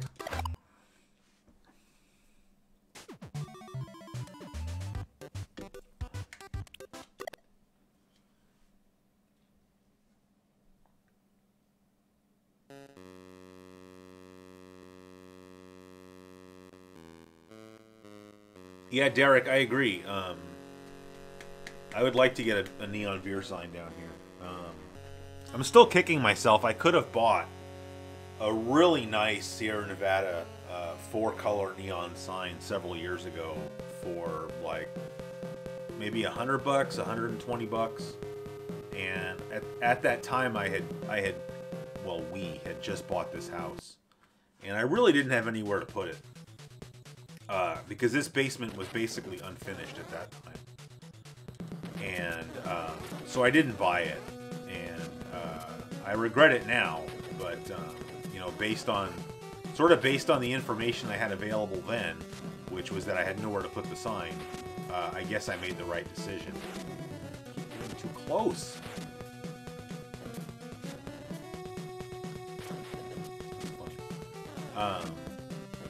But yeah, it would sure look nice down here now. Although, you know, the problem I constantly have is just because of the way our house is, I don't have a lot of wall space, and I have all of these, like, you know, posters or just like frameable artwork, you know, like nice prints, like video game related prints or motorsports related prints, and there's just not enough wall space to hang everything.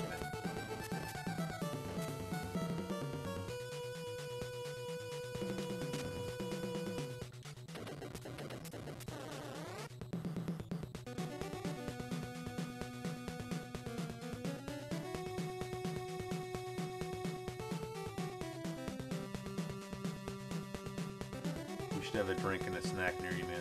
Yeah, Anthony, you know, actually, I haven't had a beer now for about a month and a half, so, but I have a soda here, so, I'm dead.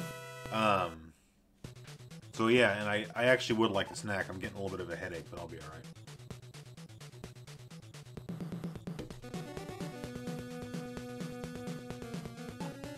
Yeah, I thought about that, Ryan. I don't know how good those would look. Printed out, like large format like that.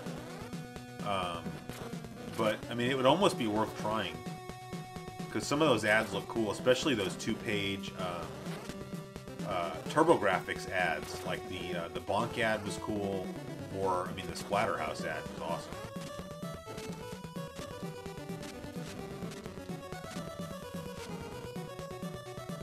Get enough supporters, maybe you could buy a studio. You know, actually, to be honest, the main reason, because like I could rent like office space here in town for, I'm not gonna say pretty cheap, but cheap enough that like the show makes enough money to pay for it.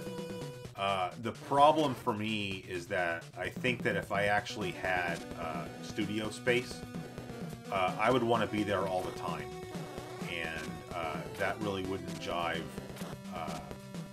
You know, just because I'm married. I mean, you know what I'm saying. I mean, and plus, I mean, I kind of have this basement, and like, you know, when we built it, the plan was not for me to use this space for my show.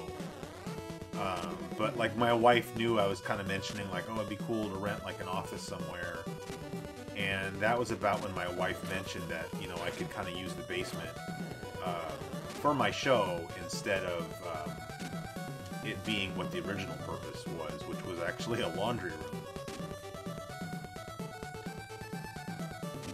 I can't go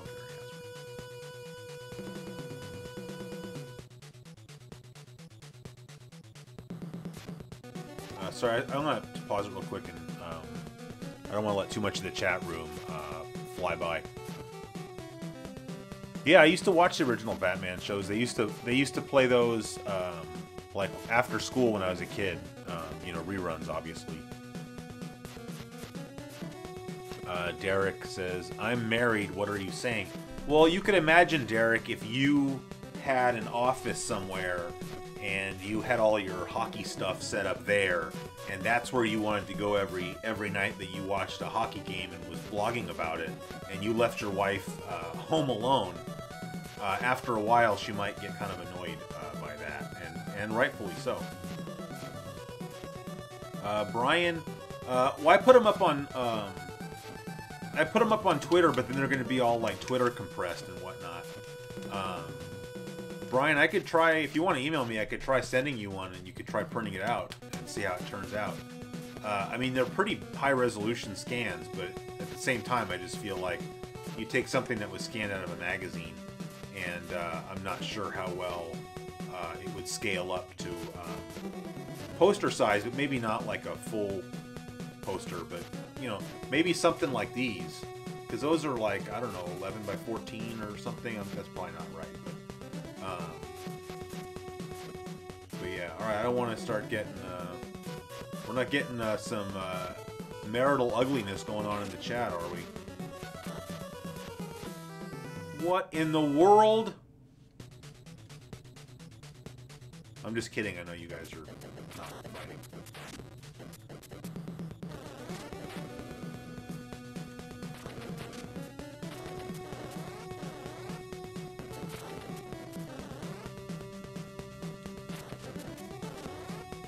No!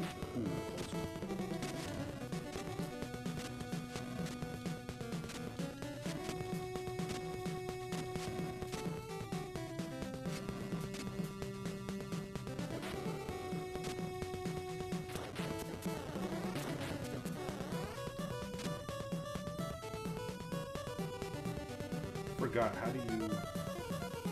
Oh, that's... Oh, see, I like the battering weapon quite a bit. That's what I should have been using this whole time.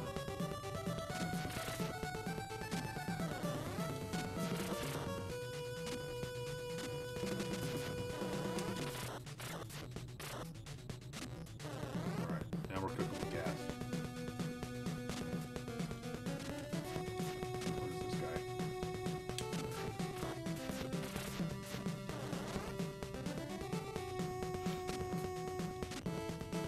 Getting cold down here.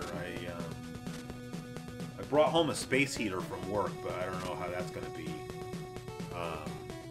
Those things are expensive, but I kind of feel like my other option is to there we go, is to put in a new vent down here from the furnace.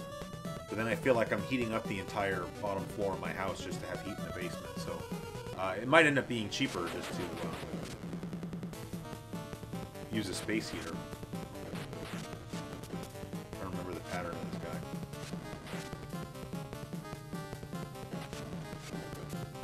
Oh man, it switched my weapon on me. I didn't ask you to do that.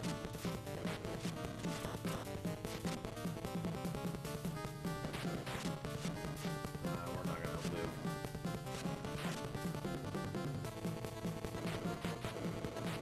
Better off just sitting right here.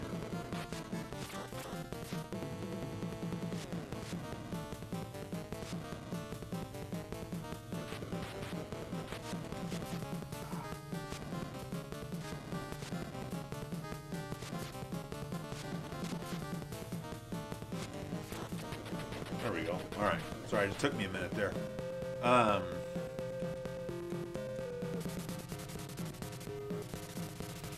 Sorry, let me scroll back up here real quick. Anyone up for some Yo Noid? I don't have Yo Noid or MC Kids. And yeah, see, Rory gets it. The wife is the life. You gotta keep your wife... I mean, I say you got to keep your wife happy, but your wife should have the same attitude. That's like the key to a successful marriage, is that, you know, each spouse should be concerned about the happiness of the other. So, anyway, so Akil says Wizard World is coming to Cleveland in 2 weeks. Do you do any cons?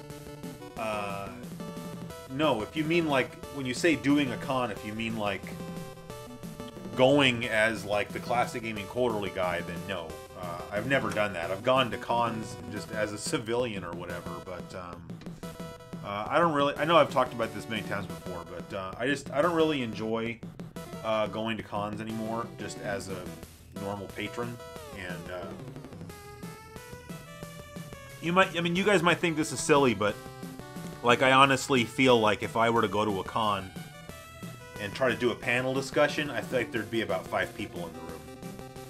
And like I've watched some like panel discussions on YouTube, you know, and like GameSack or somebody goes and does a panel discussion, and it's like, you know, standing room only. But I've also seen the flip side, where I've seen smaller YouTubers give a panel discussion where there's like literally 5 or 6 people sitting there, and some of those people don't even know who the presenter is. They're just there like out of curiosity. And I just like, I feel like if I went like that, that would be like me. And so that's why I don't do that.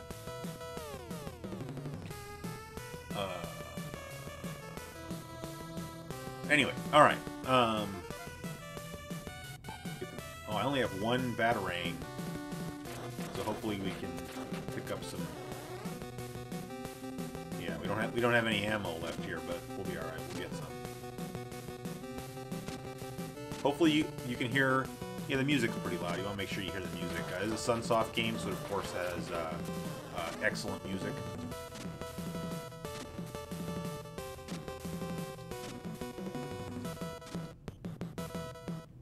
Looks a little bit dark. Hold on, let me.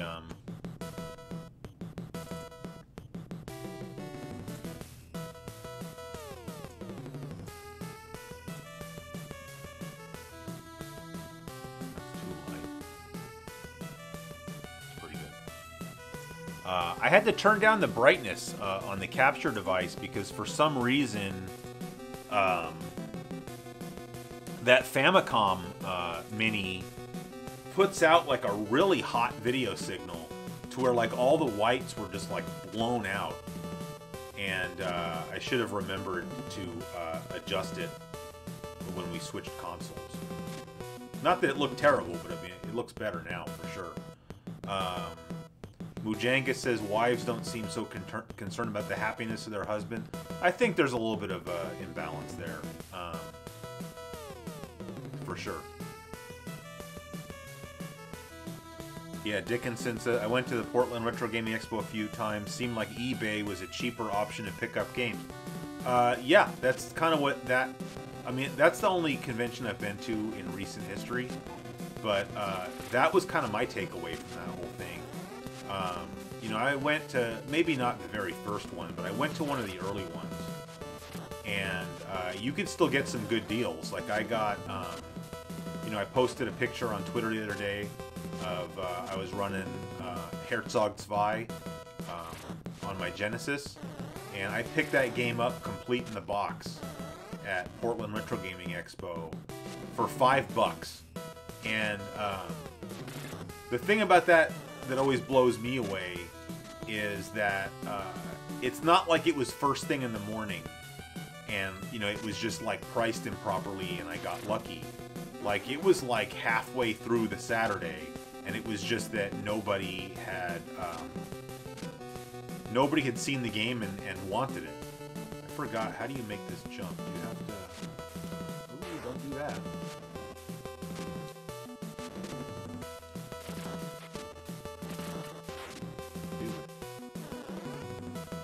Thing.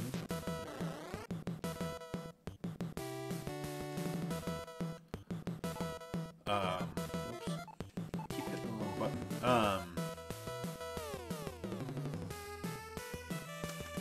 Alright, Akil will bring his nieces if I come to Cleveland. I've actually been to Cleveland a couple times. I like it over there personally. I used to have to go to Akron for work. And I visited Cleveland and I visited Canton twice to go to the NFL Hall of Fame. But that was my that was at my old job.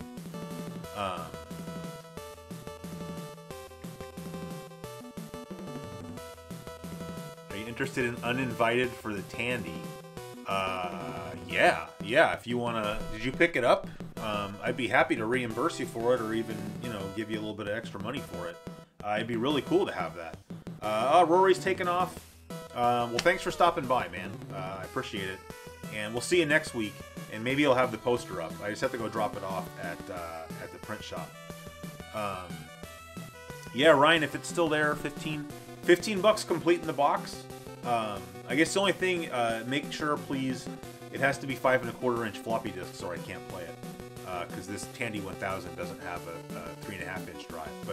But yeah, I would be more than happy to reimburse you for that. All right. Anyway, have you played Ranger X on stream before? I have not.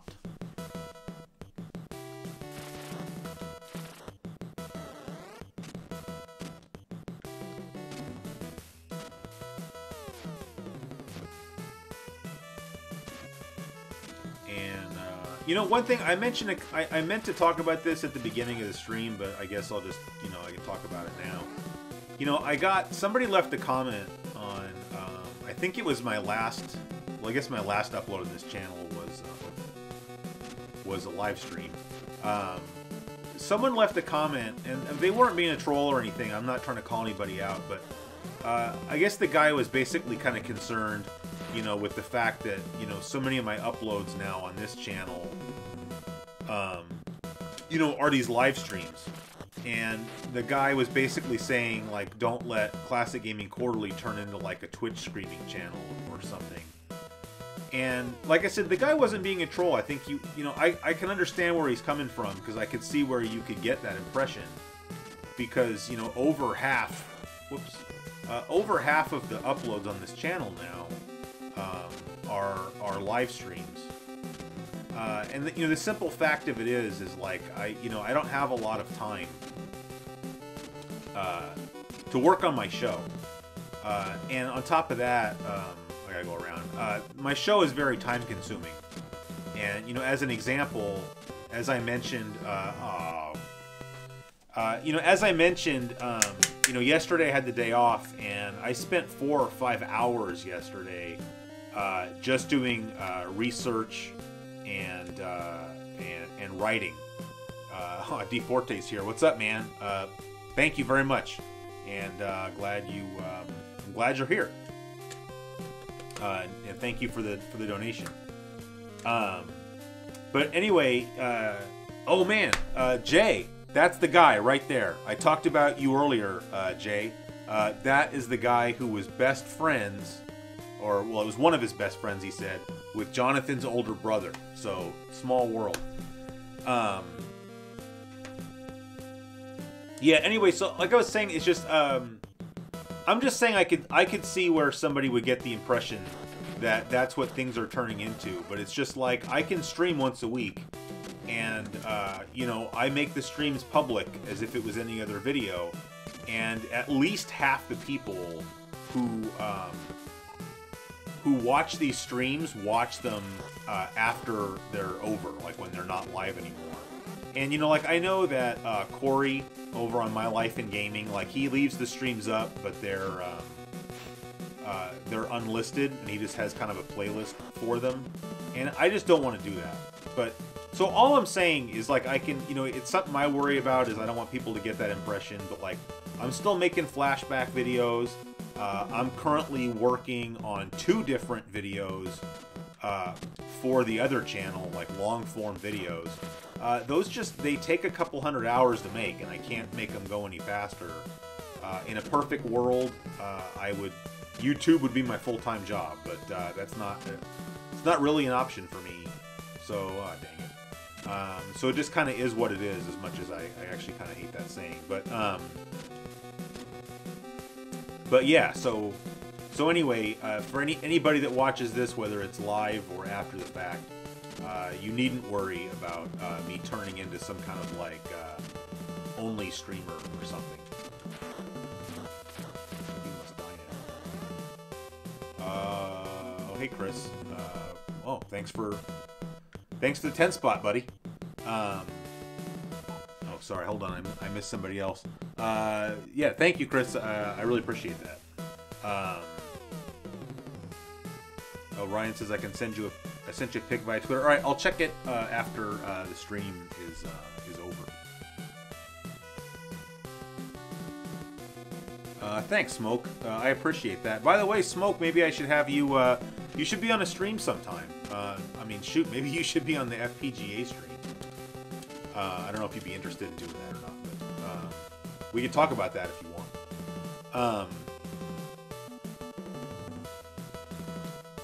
Yeah, I mean, I'm glad you guys are entertained by the stream. It's kind of funny because I was thinking today about, you know, doing the stream with this Famicom thing over here.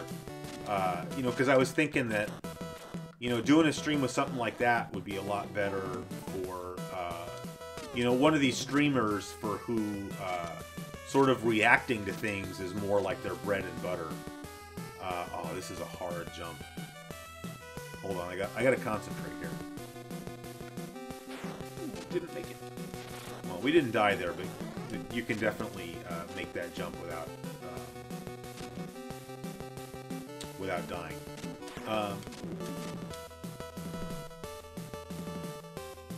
Casual. Hey, Casually Drawings here. That's the guy that that drew me, if you guys remember, digitally.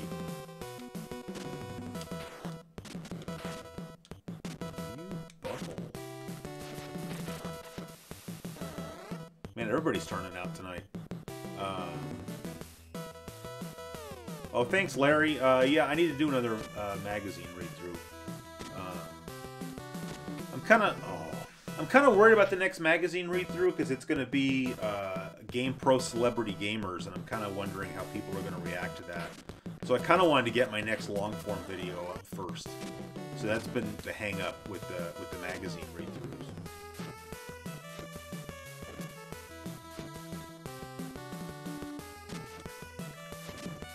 Yeah, no, D Forte. I mean, I agree. Like, you're right, but I don't know. It is my channel, and I get that, but I also get that people sort of get very invested in the channels that they like, and so I don't feel like it's inappropriate to at least like let people know, or like, you know, I figure if one person actually left that comment, like 10 more people are probably thinking it, and so I would rather just kind of address it, you know. Eric's, sorry.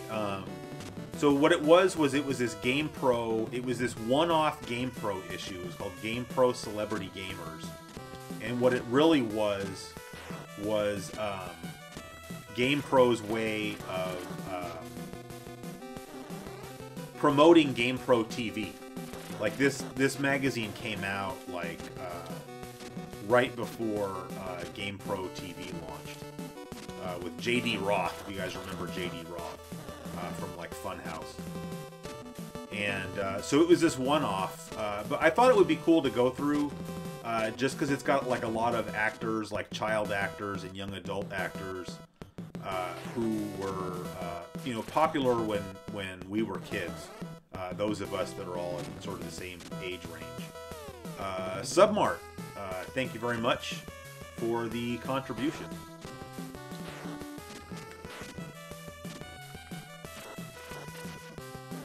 Oh man, we're down to our right. This is exactly the spot I was in last time through. In this spot, we're probably going to die right here. Yep. Josh, you just started watching Gaming Historian. He's awesome. It's kind of funny. I've had people accuse me of being a wannabe gaming historian, which is funny because I never watched one of his videos until I had already started doing my console launch videos. But I think he does amazing work. And yeah, Anthony says, I wish he posted more. And it's funny because as somebody who makes similar content, I can guarantee you that Norman doesn't post more purely because that's how long it takes to make that kind of video. I mean, that's, as far as I know, Norm is doing YouTube as a full-time job, and you can still see how long it takes to put out one of those videos. All right, I gotta stop doing that.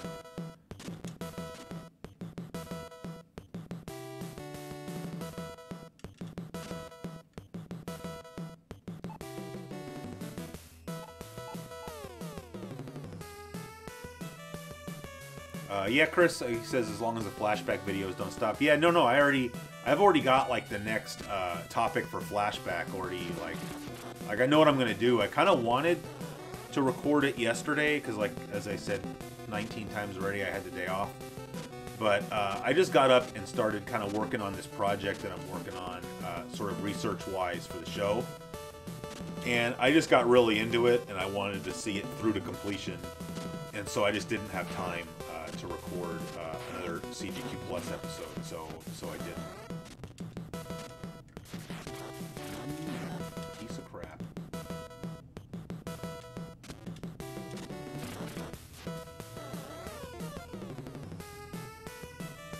Casually, I'm not sure what you mean when you say he seems remoted. Gaming Historian is the NPR of video game reviews. I think he's more going for PBS. Like, I think he's kind of trying to be sort of the Ken Burns of video games, which there's nothing wrong with that. Anthony wants to know, what's your next launch video going to be? The next launch video is going to be the Dreamcast. I don't know when that's going to be out. I kind of took a break from working on that, and I'm working on a different long-form video, but I'll come back to it. Any game channel could be considered a wannabe X channel. Video game content has been a thing on YouTube since 2004. Yeah, I mean, when I started my channel, I was totally doing like wannabe classic game room. I freely admit. So,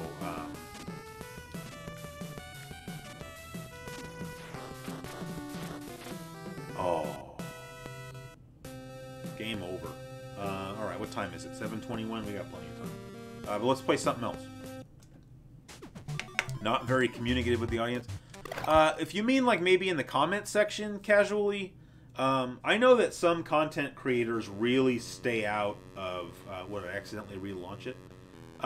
Some content creators really stay out of the comment section of their own videos.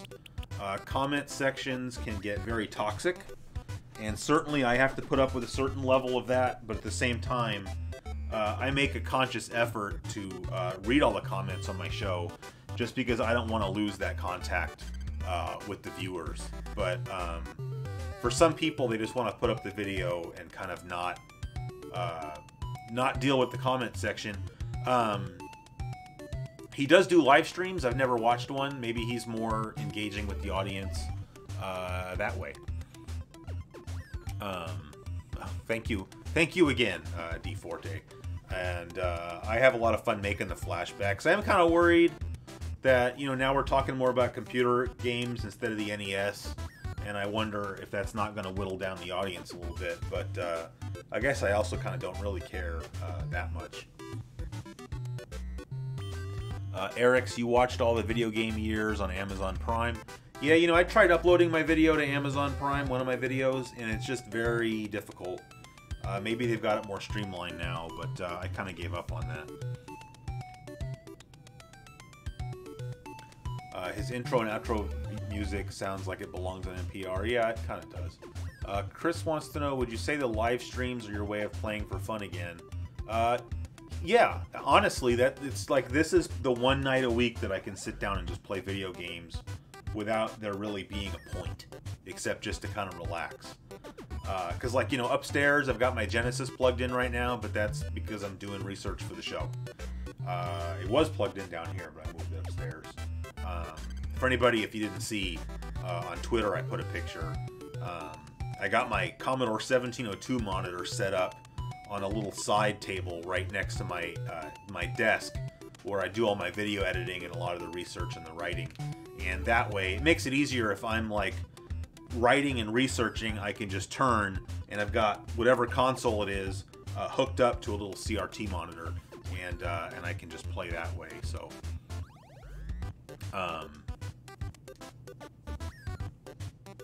yeah, Norm's on Twitch. Yeah. Yeah, no, you're right. I don't have to put up with whatever, but I just, you know, I'm kind of trying to stop being so much of an a-hole in the comment sections of my videos. Like, people leave crappy comments. I either just ignore them or I ghost the person. Just because it just seems very unprofessional, and I should be kind of above that. So, Creative says, I like how you're so interactive with your fan base. I consider you and a lot of people in this chat friends I haven't met yet. Yeah, I said something to that. I was emailing back and forth, or I think on Twitter with Derek, and I was mentioning that. It's like, I wish, if I was like a multi-millionaire, I would decide that we were all going to have a meetup, like somewhere. Somewhere in the US or somewhere in the world, and I would just buy everybody a plane ticket, and then we could all hang out in person. Unfortunately, that's not logistically feasible, but yeah, I mean, that's another part of the reason I love doing these live streams, is it's really a lot of the same people that, you know, we all kind of hang out together and play games. I don't have anybody to play games with personally, and so that's the other thing is that, you know, doing the live streams also lets me play games in a more social manner. Alright, sorry, I'm scrolling down. Anthony says, does your wife care if you play upstairs? I guess I'm kind of not sure what that means. I have the basement, obviously, and then I also have a room up on the second floor, like a bedroom that that was my original game room, and that's where my desk is with my you know, with the show computer, and yeah, so, and I have, like, you know, monitors in there for playing games. I don't have a video game console hooked up in the living room just because I don't, not because my wife would care. Casually, yeah, this is the NES Classic. Blades of Steel, yeah, I could play some Blades of Steel. That'd be cool.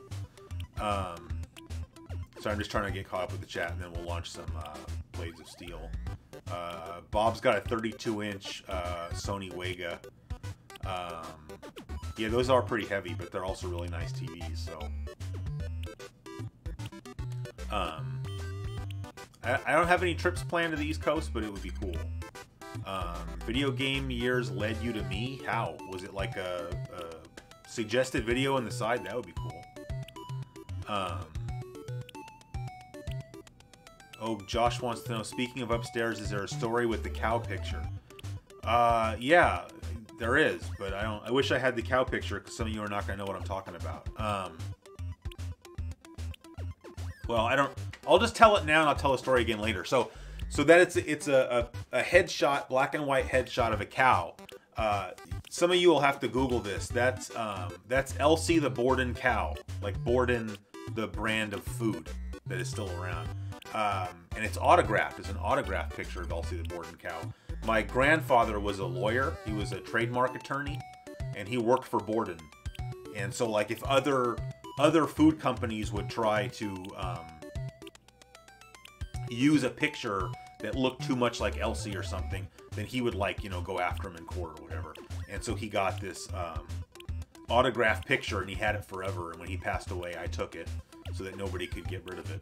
And I still have it hanging up on the wall. Like, I don't have a whole lot of stuff from my family, but I have a few things from my grandfather, who I was pretty close with. Ryan, yeah, Borden Milk and Butter, that Borden, yeah.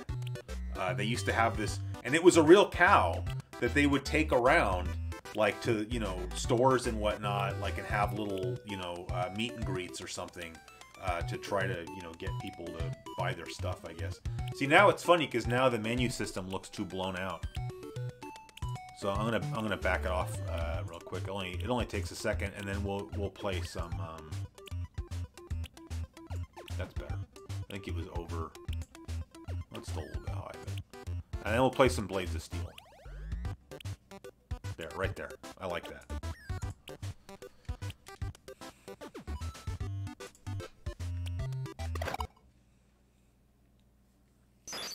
Blades of Steel.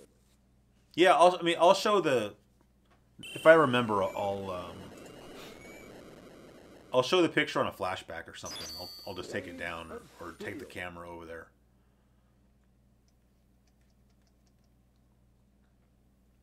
These are the things that make you a real person and not some YouTube schlub. What, the cow?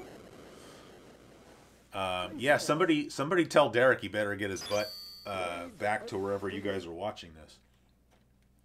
Oh, by the way, he's not here tonight, but Mike McFly. I mentioned Mike McFly. Sorry, I keep talking too much. Mike McFly sent me the Hot Wheels and the Hot Wheels track and the candy in the last episode. So he sent me a picture. He emailed me a picture. He has this really cool old wooden console TV from like the 80s that he plays games on and whatnot. And I don't know. That he plays games on, and he... Oh, and there he is! Hey, Mike. I'm telling him about your TV. So, well, I mean, you can just tell him if you want, Mike, but he basically rigged up this thing so that he can have his computer display on this old CRT TV. And he took a picture of him. He put one of my videos up on the screen of the CRT TV. I told him to put it up on Twitter, but he said he doesn't have Twitter. So Mike, I can just put that. You said you were taking another picture, but you don't. There was nothing wrong with the picture that you already sent me. So, I could put that up or something. But I just thought that was a pretty cool picture. I really wish I had one of those TVs. I would find a way to make room for it down here in the basement. Oh, I got pushed at the last minute.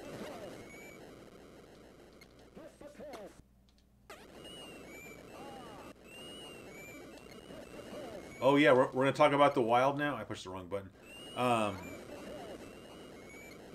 Yeah, Teresa, it was pretty terrible. You know, on Sunday I watched they had the Wild game on national TV, so I watched that and I watched the Wild get their butt kicked in the afternoon, and then over on NBCSN I got to watch the Red Wings, my team, lose there. So.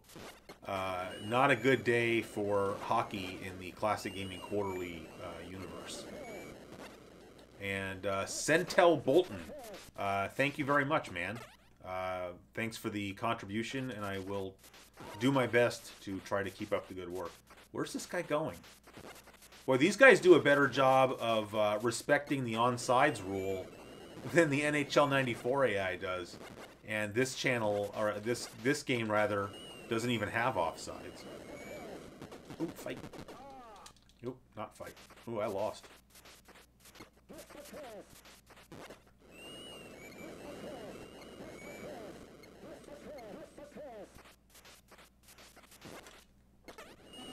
In. There we go. Good find. Who else grew up with a console TV that broke and became the stand for a new TV? I never had that happen.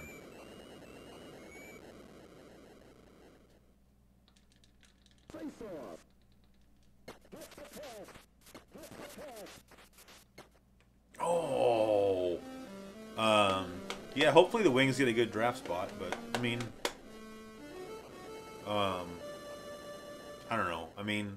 We got to watch so much good Red Wings hockey for so many years that at some point you have to pay the piper. So, oh yeah, I was going to mention that. Ryan says, I love how you were getting pissed last week playing NHL 94. Because I actually, I think Derek, messaged me privately about that. I guess he thought I was really, legit getting upset or getting pissed. To me, half the fun of playing sports video games is to, run my mouth at the TV. So, I'm not actually upset. It's just, it's part of the reason I don't like playing sports games on the stream is, there's a pretty good chance I'm going to let one slip. But I wasn't actually getting frustrated. To me, it's just, it's fun to jaw a little bit when I'm playing games like that. So, I love how all you guys who are channel subscribers have, or members or whatever, have my face next to your name. That's pretty awesome.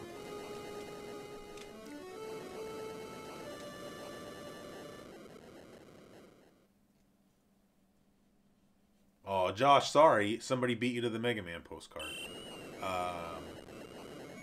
Sorry, people. I don't know if that's Submart that keeps asking. Sorry, I have not tried Tetris 99 yet, but definitely I want to.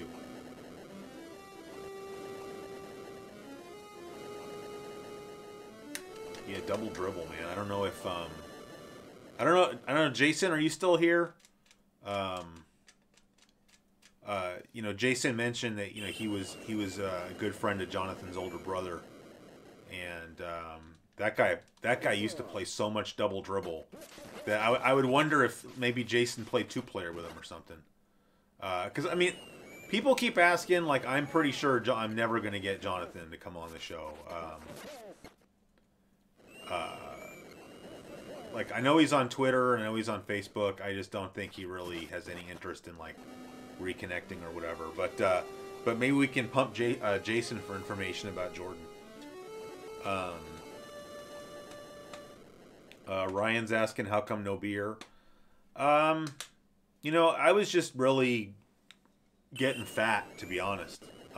Well, 2 reasons. I was getting really fat. I did the flashback, Christmas episode or whatever, and I did that Let's Read right around the same time. And sort of one of the downsides to having a YouTube show is that you have like a constant record of your appearance. And I can go back and I can, you know, I can watch some of my old videos and see what I looked like just a few years ago and see what I look like now. And you can really see that things were going downhill. And part of that is that I'm getting old, but I was just really gaining weight, for sure. And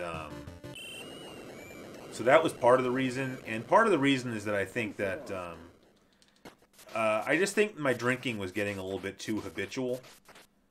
And it was really affecting my productivity. Like, on top of having a full-time job, I'm trying to do this show. And, you know, when I come home and the first thing I do is grab a beer out of the fridge, that's kind of a wrap on your evening right there. And so I just decided to just kind of, like, quit cold turkey. Not necessarily forever. But I just figured, like, I just wanted to stop drinking for a while. And so I haven't had a drink since January 3rd. So I'm doing pretty well, I guess. And I also made some modifications to my diet. And I've actually, it probably doesn't show, but I've actually dropped almost 15 pounds since January 3rd. So that's good.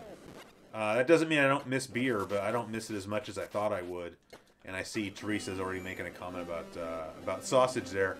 I'm still eating sausage. That's not going to stop. Obviously, sausage goes better with a cold beer, but that's okay. Hey, Jameson, what's up, man? Yeah, it's funny you say that, Ryan. You quit smoking, but you love beer too much. I feel the exact opposite. Like, I would rather smoke. Like, if I could do one or the other and not have to deal with the consequences, I would rather smoke and not drink. And that really says a lot about how addictive cigarettes are, because I have not been a smoker for many, many years, and I still crave cigarettes. I don't really crave beer. Of course, I was never addicted to alcohol, I guess, is the difference. But I absolutely miss smoking. Oh, man. No, Brian, I used to smoke, like, when I was, like when I was in my... when I was in my 20s, I was a smoker. I mean, I've had the occasional cigarette, I guess, every once in a while. Even then, I probably haven't had a cigarette in a couple years. But I used to smoke, like, in my 20s. In fact, I was a pack-a-day smoker. Did you ever smoke weed? I used to smoke weed in college, and yeah, it's legal here now. And I tried it again a couple times, actually. One of my coworkers gave me a little sack of pot, and you know, I came home and smoked some, and I just I don't know. I just don't like it anymore. It's like the same thing. I don't like being drunk. Like, I like having a little bit of a beer buzz, but I don't like being drunk. I just always feel like I have stuff I want to do, if that makes sense. Whether it's working on the show or, you know, I've always got some little project going on around the house, you know, like that Tandy 1000, and being inebriated, whether it's high or drunk, is just not conducive to getting anything done. So yeah, and I just I don't know. I just feel better when I'm just kind of all there, if that makes sense. So yeah.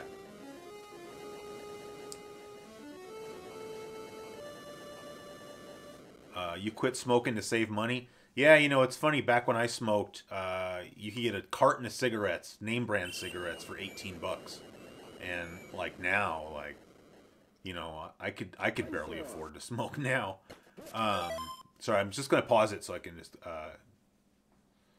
check it out. No, Ryan, yeah, no, you made the right decision, Ryan. I'm not saying that. I'm just saying, like, I would find it a lot harder to give up cigarettes than beer. So, but it's good because the cigarettes are much, much worse for you.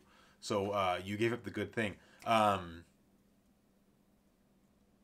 Well, Mike, you also do all that skating. So I got a shout out in Mike's one of, I don't know if it's your latest anymore, but one of Mike's recent rollerblading videos. So that was pretty cool. Have you tried vaping? No, like to me, smoking is like smoking. Like I want to smoke a cigarette the same way I want to drink a bourbon without fruit juice in it. You know, like if you're gonna do it, do it. But it'd be better if you don't do it. So don't do it.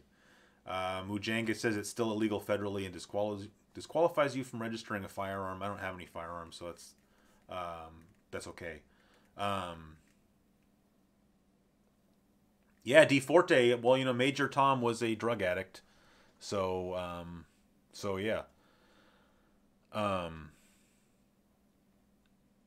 Almost caught up. Well, here too, I feel the same about productivity. Yeah, one beer. Yeah, like having a beer is like a wrap on my day. Like every once in a while at work, I'd go have a lunch beer, and it would be the exact same thing. Okay. Anyway, we're all caught up now. I forgot which way am I going. What period are we in? Oh, never mind. I just figured it out. So. Oh, I thought that was gonna go in. Oh, it did go in. It's what did it sneak between his legs or something?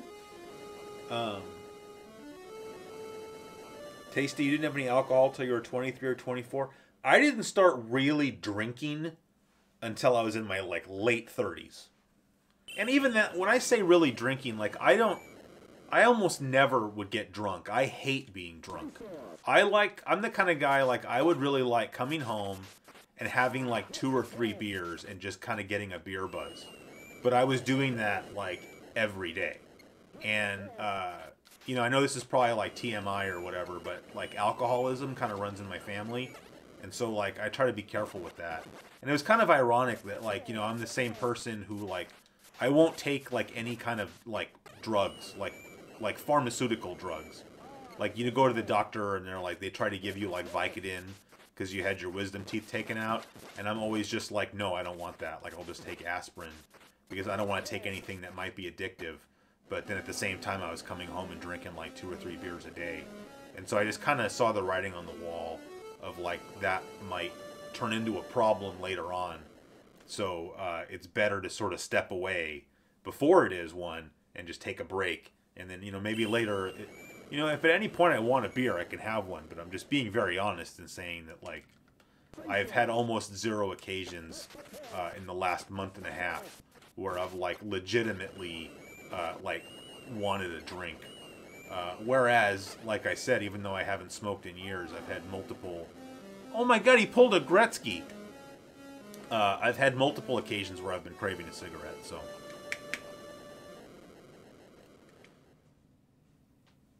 When I broke my ankle, they gave me oxycodone. Yeah, I wouldn't have taken it. If it were me, I'm not judging you. I mean, broken ankle is extremely painful, so... John, yeah, sorry, man. We played the Famicom Mini for about an hour or an hour and 20 or something, and it kind of just ran its course. We ran out of games that we could play, not being native speakers. So.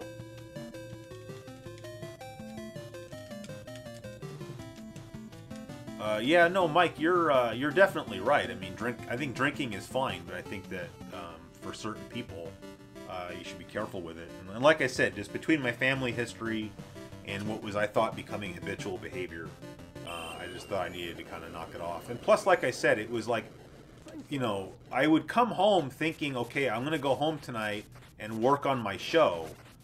And then I would crack open a beer and not work on the show. And that kept happening over and over again. You know, when I started my show, I didn't drink.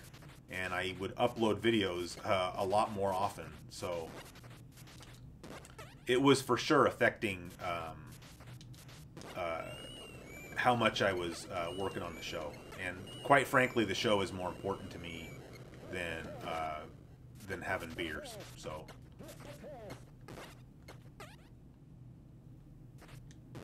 Ooh, I thought I checked him off the puck. No! Oh, that's horrible!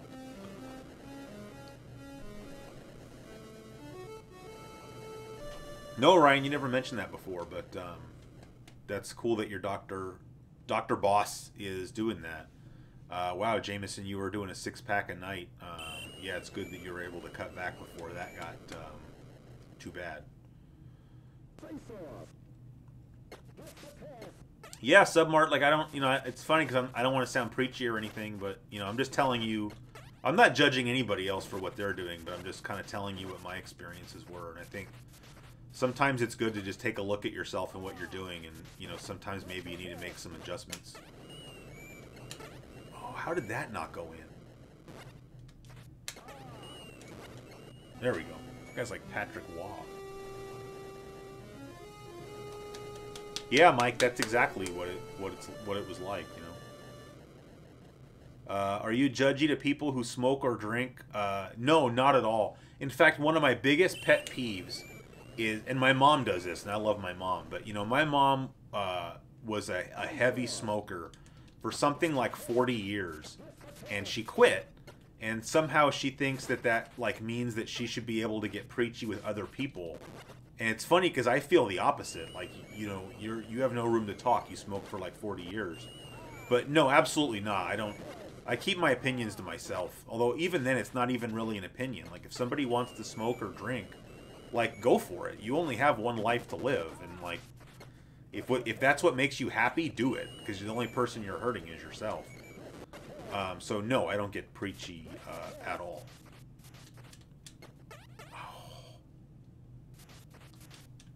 There we go. Buried it! Yeah, Tahid is absolutely a CGQ power user. 100%. You are mixing 151 in Steel Reserve? Wow.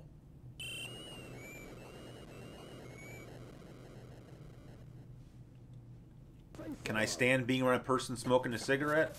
Yeah, it doesn't... Honest, the only thing it might do is make me want one. I'd have to take a little bit of willpower not to... And that's happened before, where I've been talking to somebody who was smoking, and I've had half a mind to be like, hey, give me one of those, but I don't do it.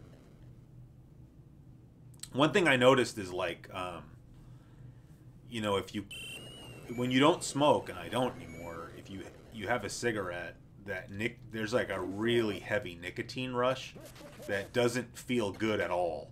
So, like, you know, it might sound good in theory to have a cigarette, but, you know, you have one when you haven't had one for a long time, and it can definitely make you a little bit sick.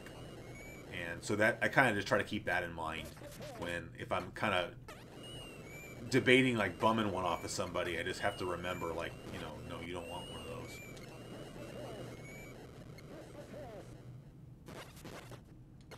Oh, I coughed it up.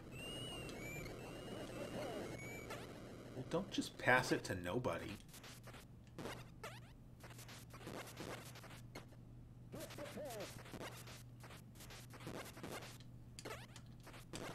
There we go.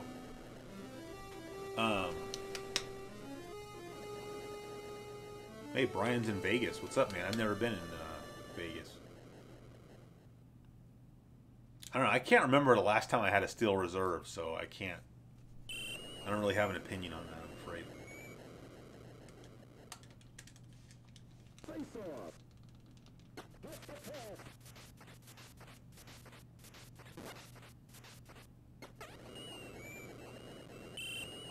Nope, game over. I wasn't even keeping track of the score. 12-7? Wow. Alright, what time is it? 7:49? We definitely have time for one more, but that's probably it.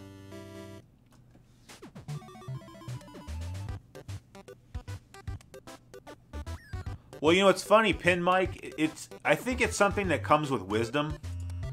When you're younger, I feel like somehow you feel like you can go ahead and be judgy with other people, and like somehow that's okay because you think you know everything. And I think, you know, the older you get, the more... It's funny, you get more wise, but part of being older and wiser is realizing that you don't know half as much as you think you do. And the last thing you should be doing is telling somebody else what to do. Well, I mean, I've been letting you guys pick all of the games tonight, so I'm going to let you pick the last one. Derek does know everything. I think Derek's hitting the Steel Reserve a little bit too much. All right, that's 2 votes for Life Force. So I think we got to go with that. There it is.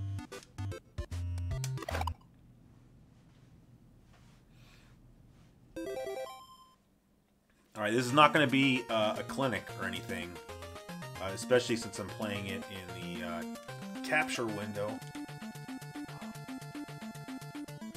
Oh, I see I'm already screwing up.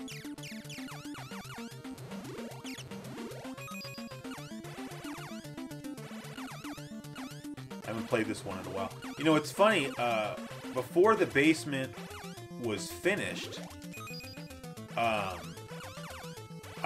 I had my little Commodore 1702 monitor set up down here, and whoa! And I would still come down here, even though it was freezing and it was dirty. I would come down here and play. I had just like a Nintendo, like an unmodded Nintendo, set up down here with the Commodore 1702, and I had this little phase I went through for a while where I would. Oh my god, we almost died. Where, like, every day before work I would come down here, but this is the game, for whatever reason, this is the game that I would come down here and play. Because I really like it. I mean, who doesn't, I guess, but, well, there must be some of you that don't like it, but... Oh, crap!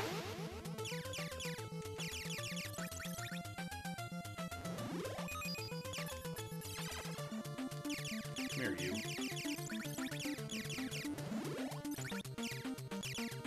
That was a dumb mistake.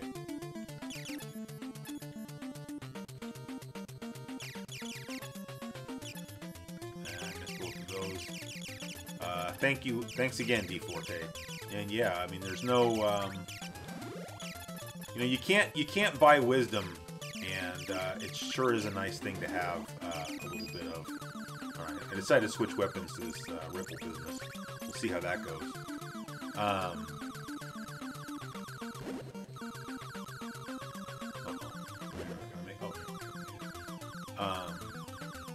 So I know that I see the chat scrolling by.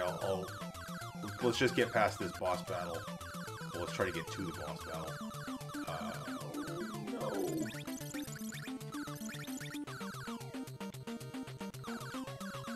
Getting sloppy. Anyway, let's get to the end of the level and then I'll check the chat. Don't worry.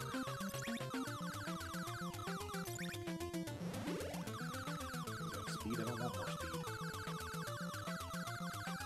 Get through this hamburger meat.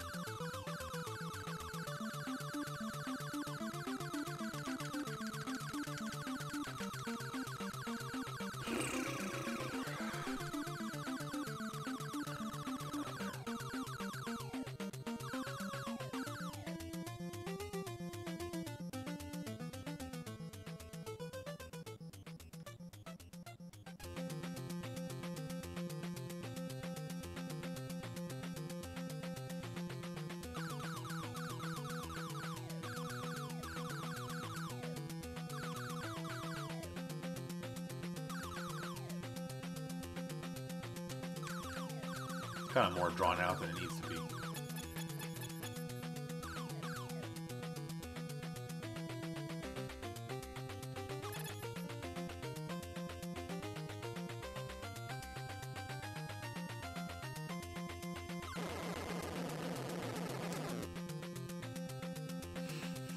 Who came up with these bosses? This guy is so awesome.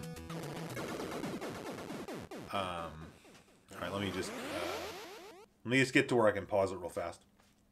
There we go. All right. I'm going to have to scroll up here a little bit.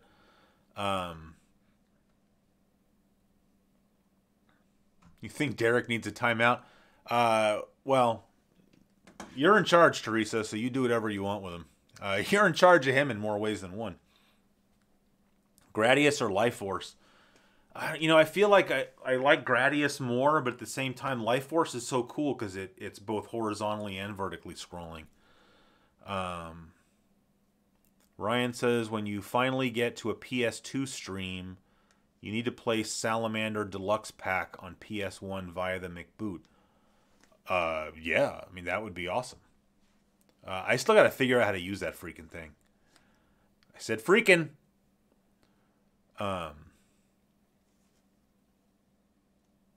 Yeah, what's going on, Tahid? You're a musician? Tell me more.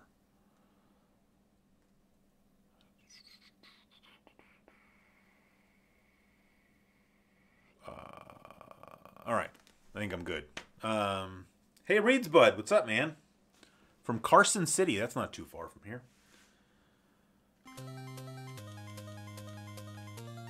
I think I've been to Carson City once.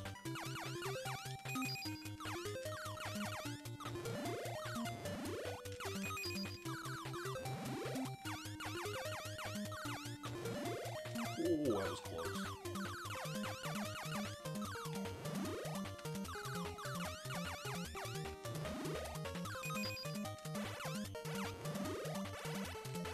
We're some options.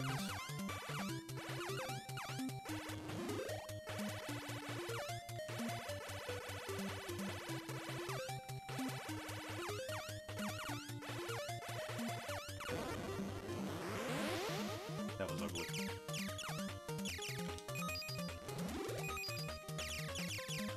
All right, we're not in a good place right now. And now we're really in a good place. Ooh, now there's slowdown. Oh boy, that didn't go well. All right, I'm gonna start over from the beginning because that just you got to get your as Bithead would say, you got to get all optioned out.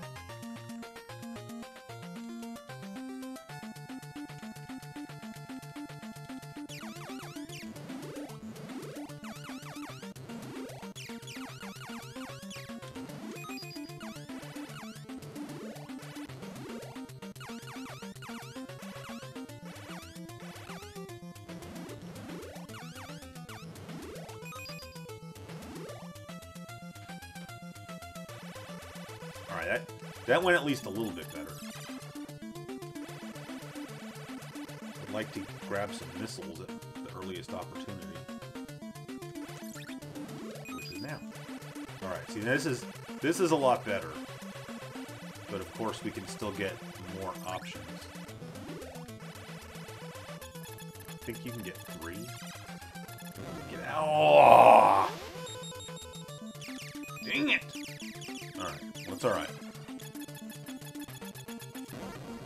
Anybody see Bithead's Guns episode? I did not.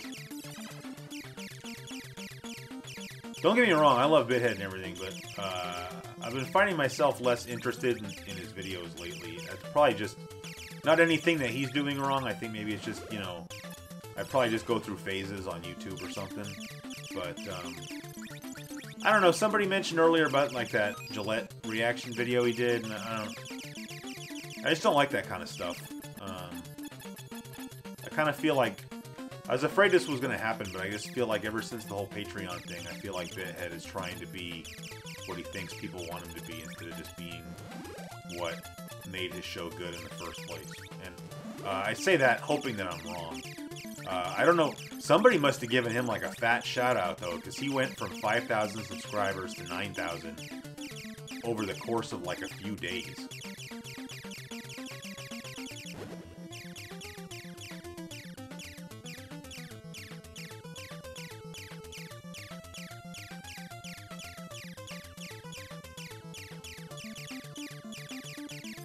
Oh man.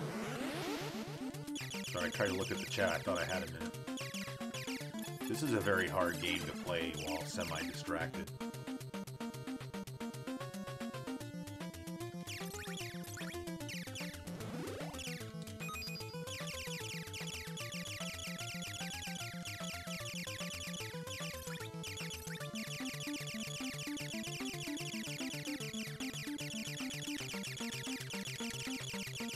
Well, Ryan, that's the kind of the problem, though, is he's, you know, if he has to justify stuff to his wife, you know, like, why does his show have to make money? Like, I mean, that's cool that he got,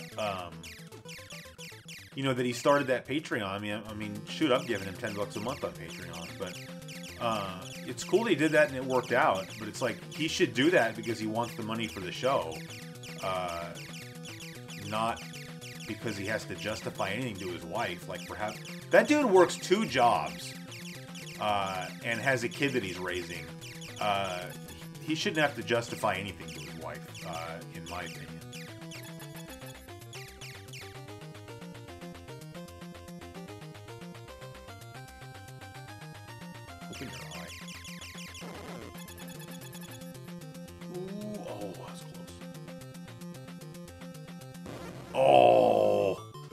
You know what's kind of a problem is that the Mini doesn't put up some kind of border. And so you kind of don't know how far over you can get. What's up, Chris K? I don't know. I tried to tell Bithead that he should try live streaming, but I don't. You know, I think that's too complicated for him. I don't really know.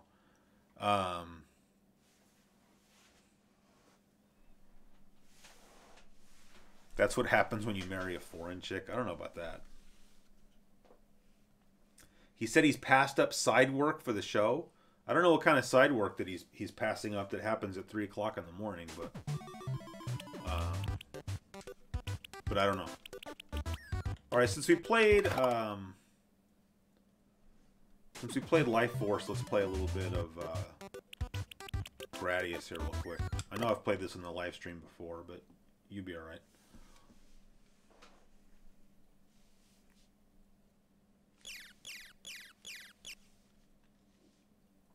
Ooh, let's cheat.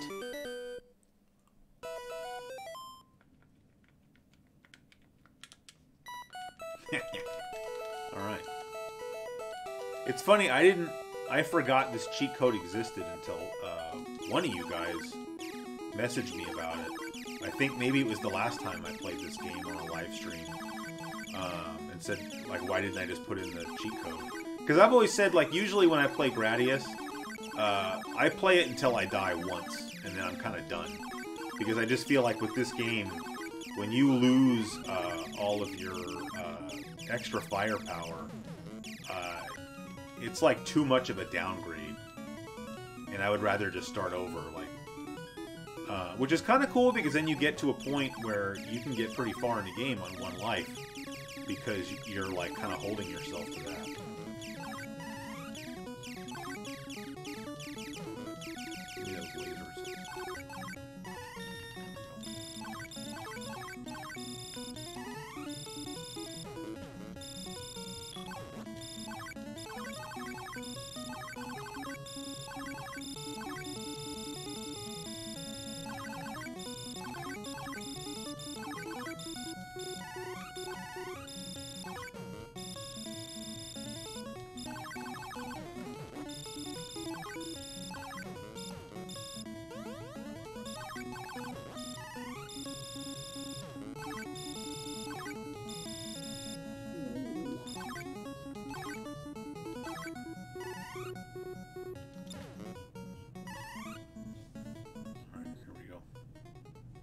Volcano time.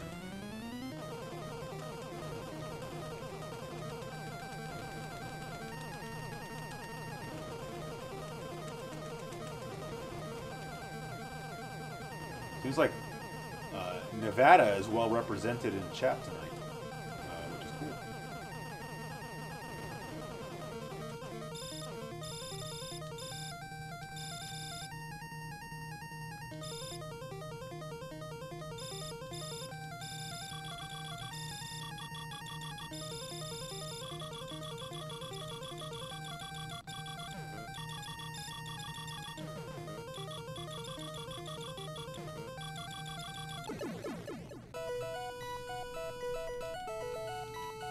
I used to have to go to Nevada for work, too. I used to like it over. I used to go to Reno a lot, which, I don't know, I thought it was pretty cool over there, personally.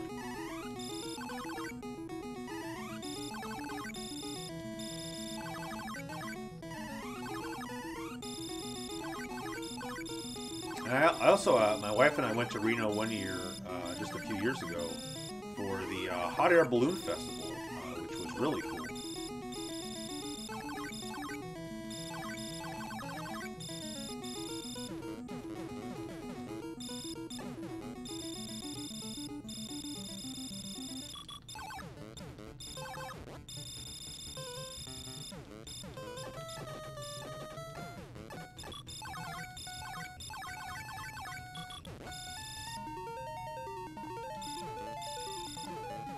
Die doing something stupid. This is a place where you die by, like, accidentally backing into a rock or something.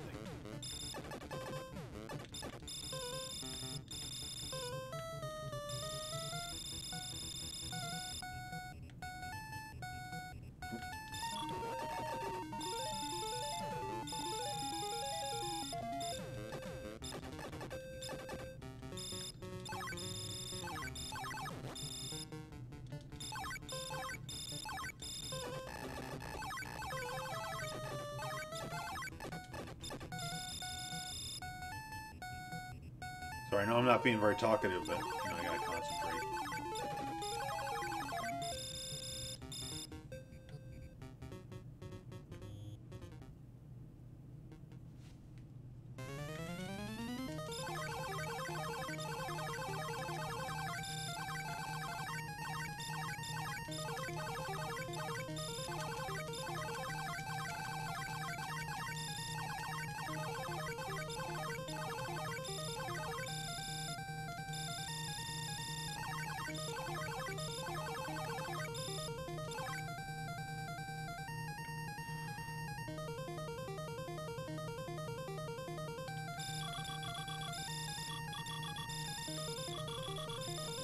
Close.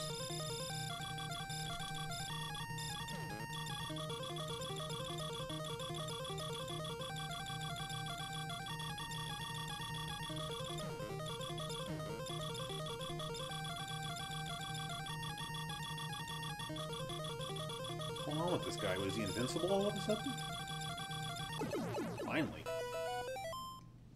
Alright. Oh, people are making friends in the chat. That's awesome. D Forte, do you feel unfulfilled when you play the first couple levels of a game and then stop? Well, I mean, it's not as cool as when you get to see deeper into the game, but I wouldn't say I feel unfulfilled, no. Josh is mega crap at Gradius. You just got to practice, dude. I don't use save states.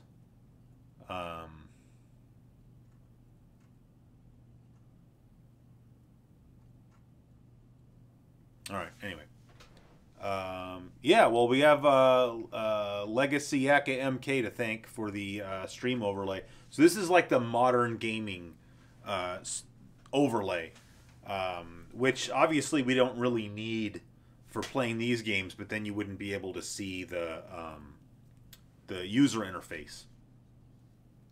So that's why I picked it.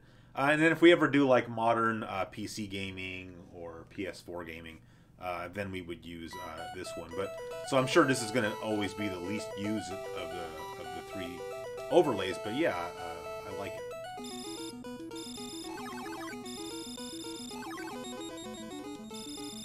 Extra life, that's helpful. Although not really, because like I said, I usually just call it a day once I die, which feels like it's coming.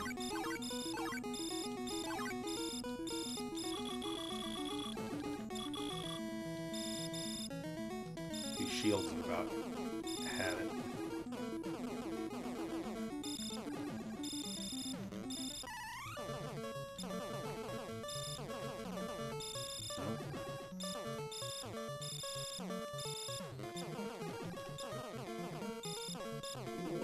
Oh, our shields are gone.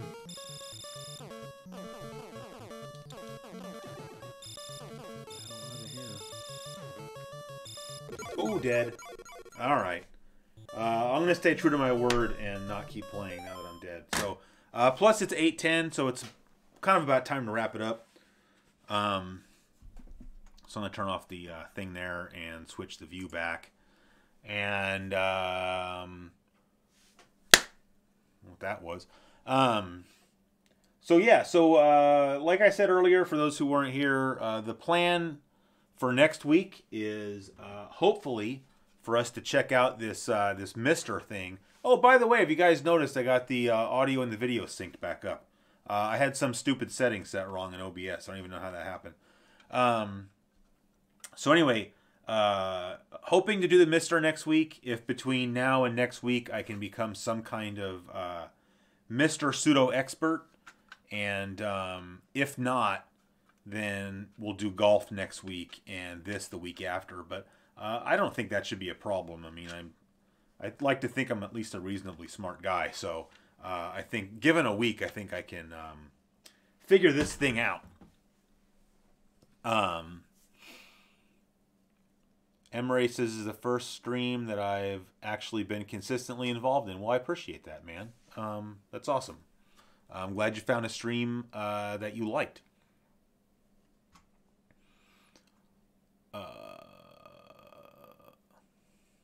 Man, Bagels and cream cheese. I'm so hungry right now. A bagel and cream cheese sounds great.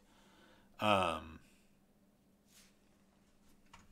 yeah, I don't know. Do we have anything else we need to discuss before before I pull the plug? Oh yeah, I see you, Brian, there saying DOS King's Quest. Yeah, so that's another thing I definitely want to stream. Is I want us to do a Sierra adventure game. I don't know if it would be King's Quest or not, but it'll be something. I'm still not sure if I wouldn't mind trying streaming the Tandy 1000 by just pointing a camera. I think I mentioned this last week, but I thought maybe it might be cool to stream like having the camera over my shoulder so that it seemed like, you know, you were in the room with me. I don't know, maybe that's creepy. I don't really know. I thought that might be fun to kind of try.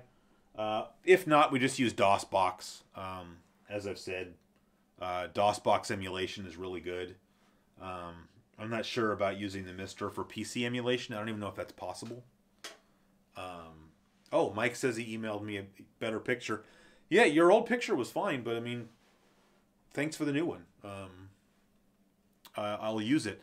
And yeah, somebody, Tahid says Syndicate. No, we're still going to stream Syndicate, but I'm kind of sticking to my guns that I really want us to stream Syndicate on like an afternoon, like a Saturday afternoon. Just because when I think about playing games like Syndicate or Dune 2, those are games that I would sit and play for like 5 or 6 hours on like a Saturday afternoon. So it'd just be cooler to stream it then. DeForte, thank you again for that. And that is actually going to go to buy a game for the Tandy 1000 because Ryan is going to get me a copy of Uninvited. Narunetto, Police Quest would be cool. Police Quest was the first Sierra game that I ever played. So that would be a fun one to stream. William's asking what I thought of the Japanese Famicom Mini. It's cool. It's just that most of the games require a working knowledge of Japanese. So, and the games that we did play, I didn't think overall were that great, really. I like continuing this chat in the Facebook group. Well, that's what it's there for, man. And yeah, I've noticed you've been pretty active in the Facebook group, so thank you. That's a lot more of an active community than I thought it would be. So, William's asking, how'd you get the Mini Chris icon in your name? You can join the channel as a member, and then it's like $4 a month. I don't set the price. That's what YouTube sets the price at. And then you get the little thing. That way you kind of financially support the show a little bit, and then you get to have my face next to your name in the chat room. And who doesn't want that? All right. Well, anyway. Oh, Chicken says, what kind of CGQ art do I need to make it in the corner spot of your live streams? Well, honestly, I would have used the one that you already sent me, except that it's got writing right next to it, and so I don't think I could scan it. I could try, actually. I'm going to stick your postcard in the scanner and see if I can get rid of the stuff around it. Because you know what would be cooler is if that was like a slideshow of different fan art. I think that would be cool. Bob Vila says, do a Discord. I would set up, I mean, I think I have a CG Quarterly Discord set up. I would do that if somebody else wants to kind of keep an eye on it. I don't really have too much of time to do that. So if I can like anoint one or two of you as Discord moderators, then I would absolutely set that up, and I would probably come hang out in the Discord chat, to be honest with you. So maybe I should write myself a note here. Hold on, let's write this down so I don't forget to do it. Maybe I'll try to finish getting that set up this week, and then maybe, like I said, if I can make one or two of you Discord mods, then that would be cool. Because I totally understand some of you guys don't do Facebook or Twitter, and I trust me, I totally get that. William, thank you very much for the contribution there. You know, I haven't gotten a letter from you in a while, William. So if you should send me another one. I'm enjoying being pen pals with you. So,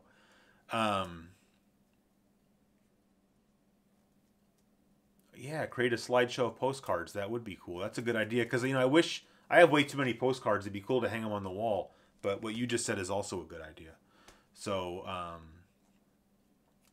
so yeah, okay. And Ryan, you'd be down to be a Discord mod. Okay, cool. Well, let me get it set up, and then we'll talk about the Discord more next week. So, and Broken, please don't even worry about it, man. If people can donate, cool. If not, this is not. CG Quarterly is free for everybody. So, yeah, don't worry about it. Okay, so that's it. I'm gonna go ahead and hit stop on the stream. So projects for the next week: Discord, scanning Chicken Fingers postcard, learning how to use the Mister, and continuing to work on the next episode of the show. So I'll see you guys all again in a week.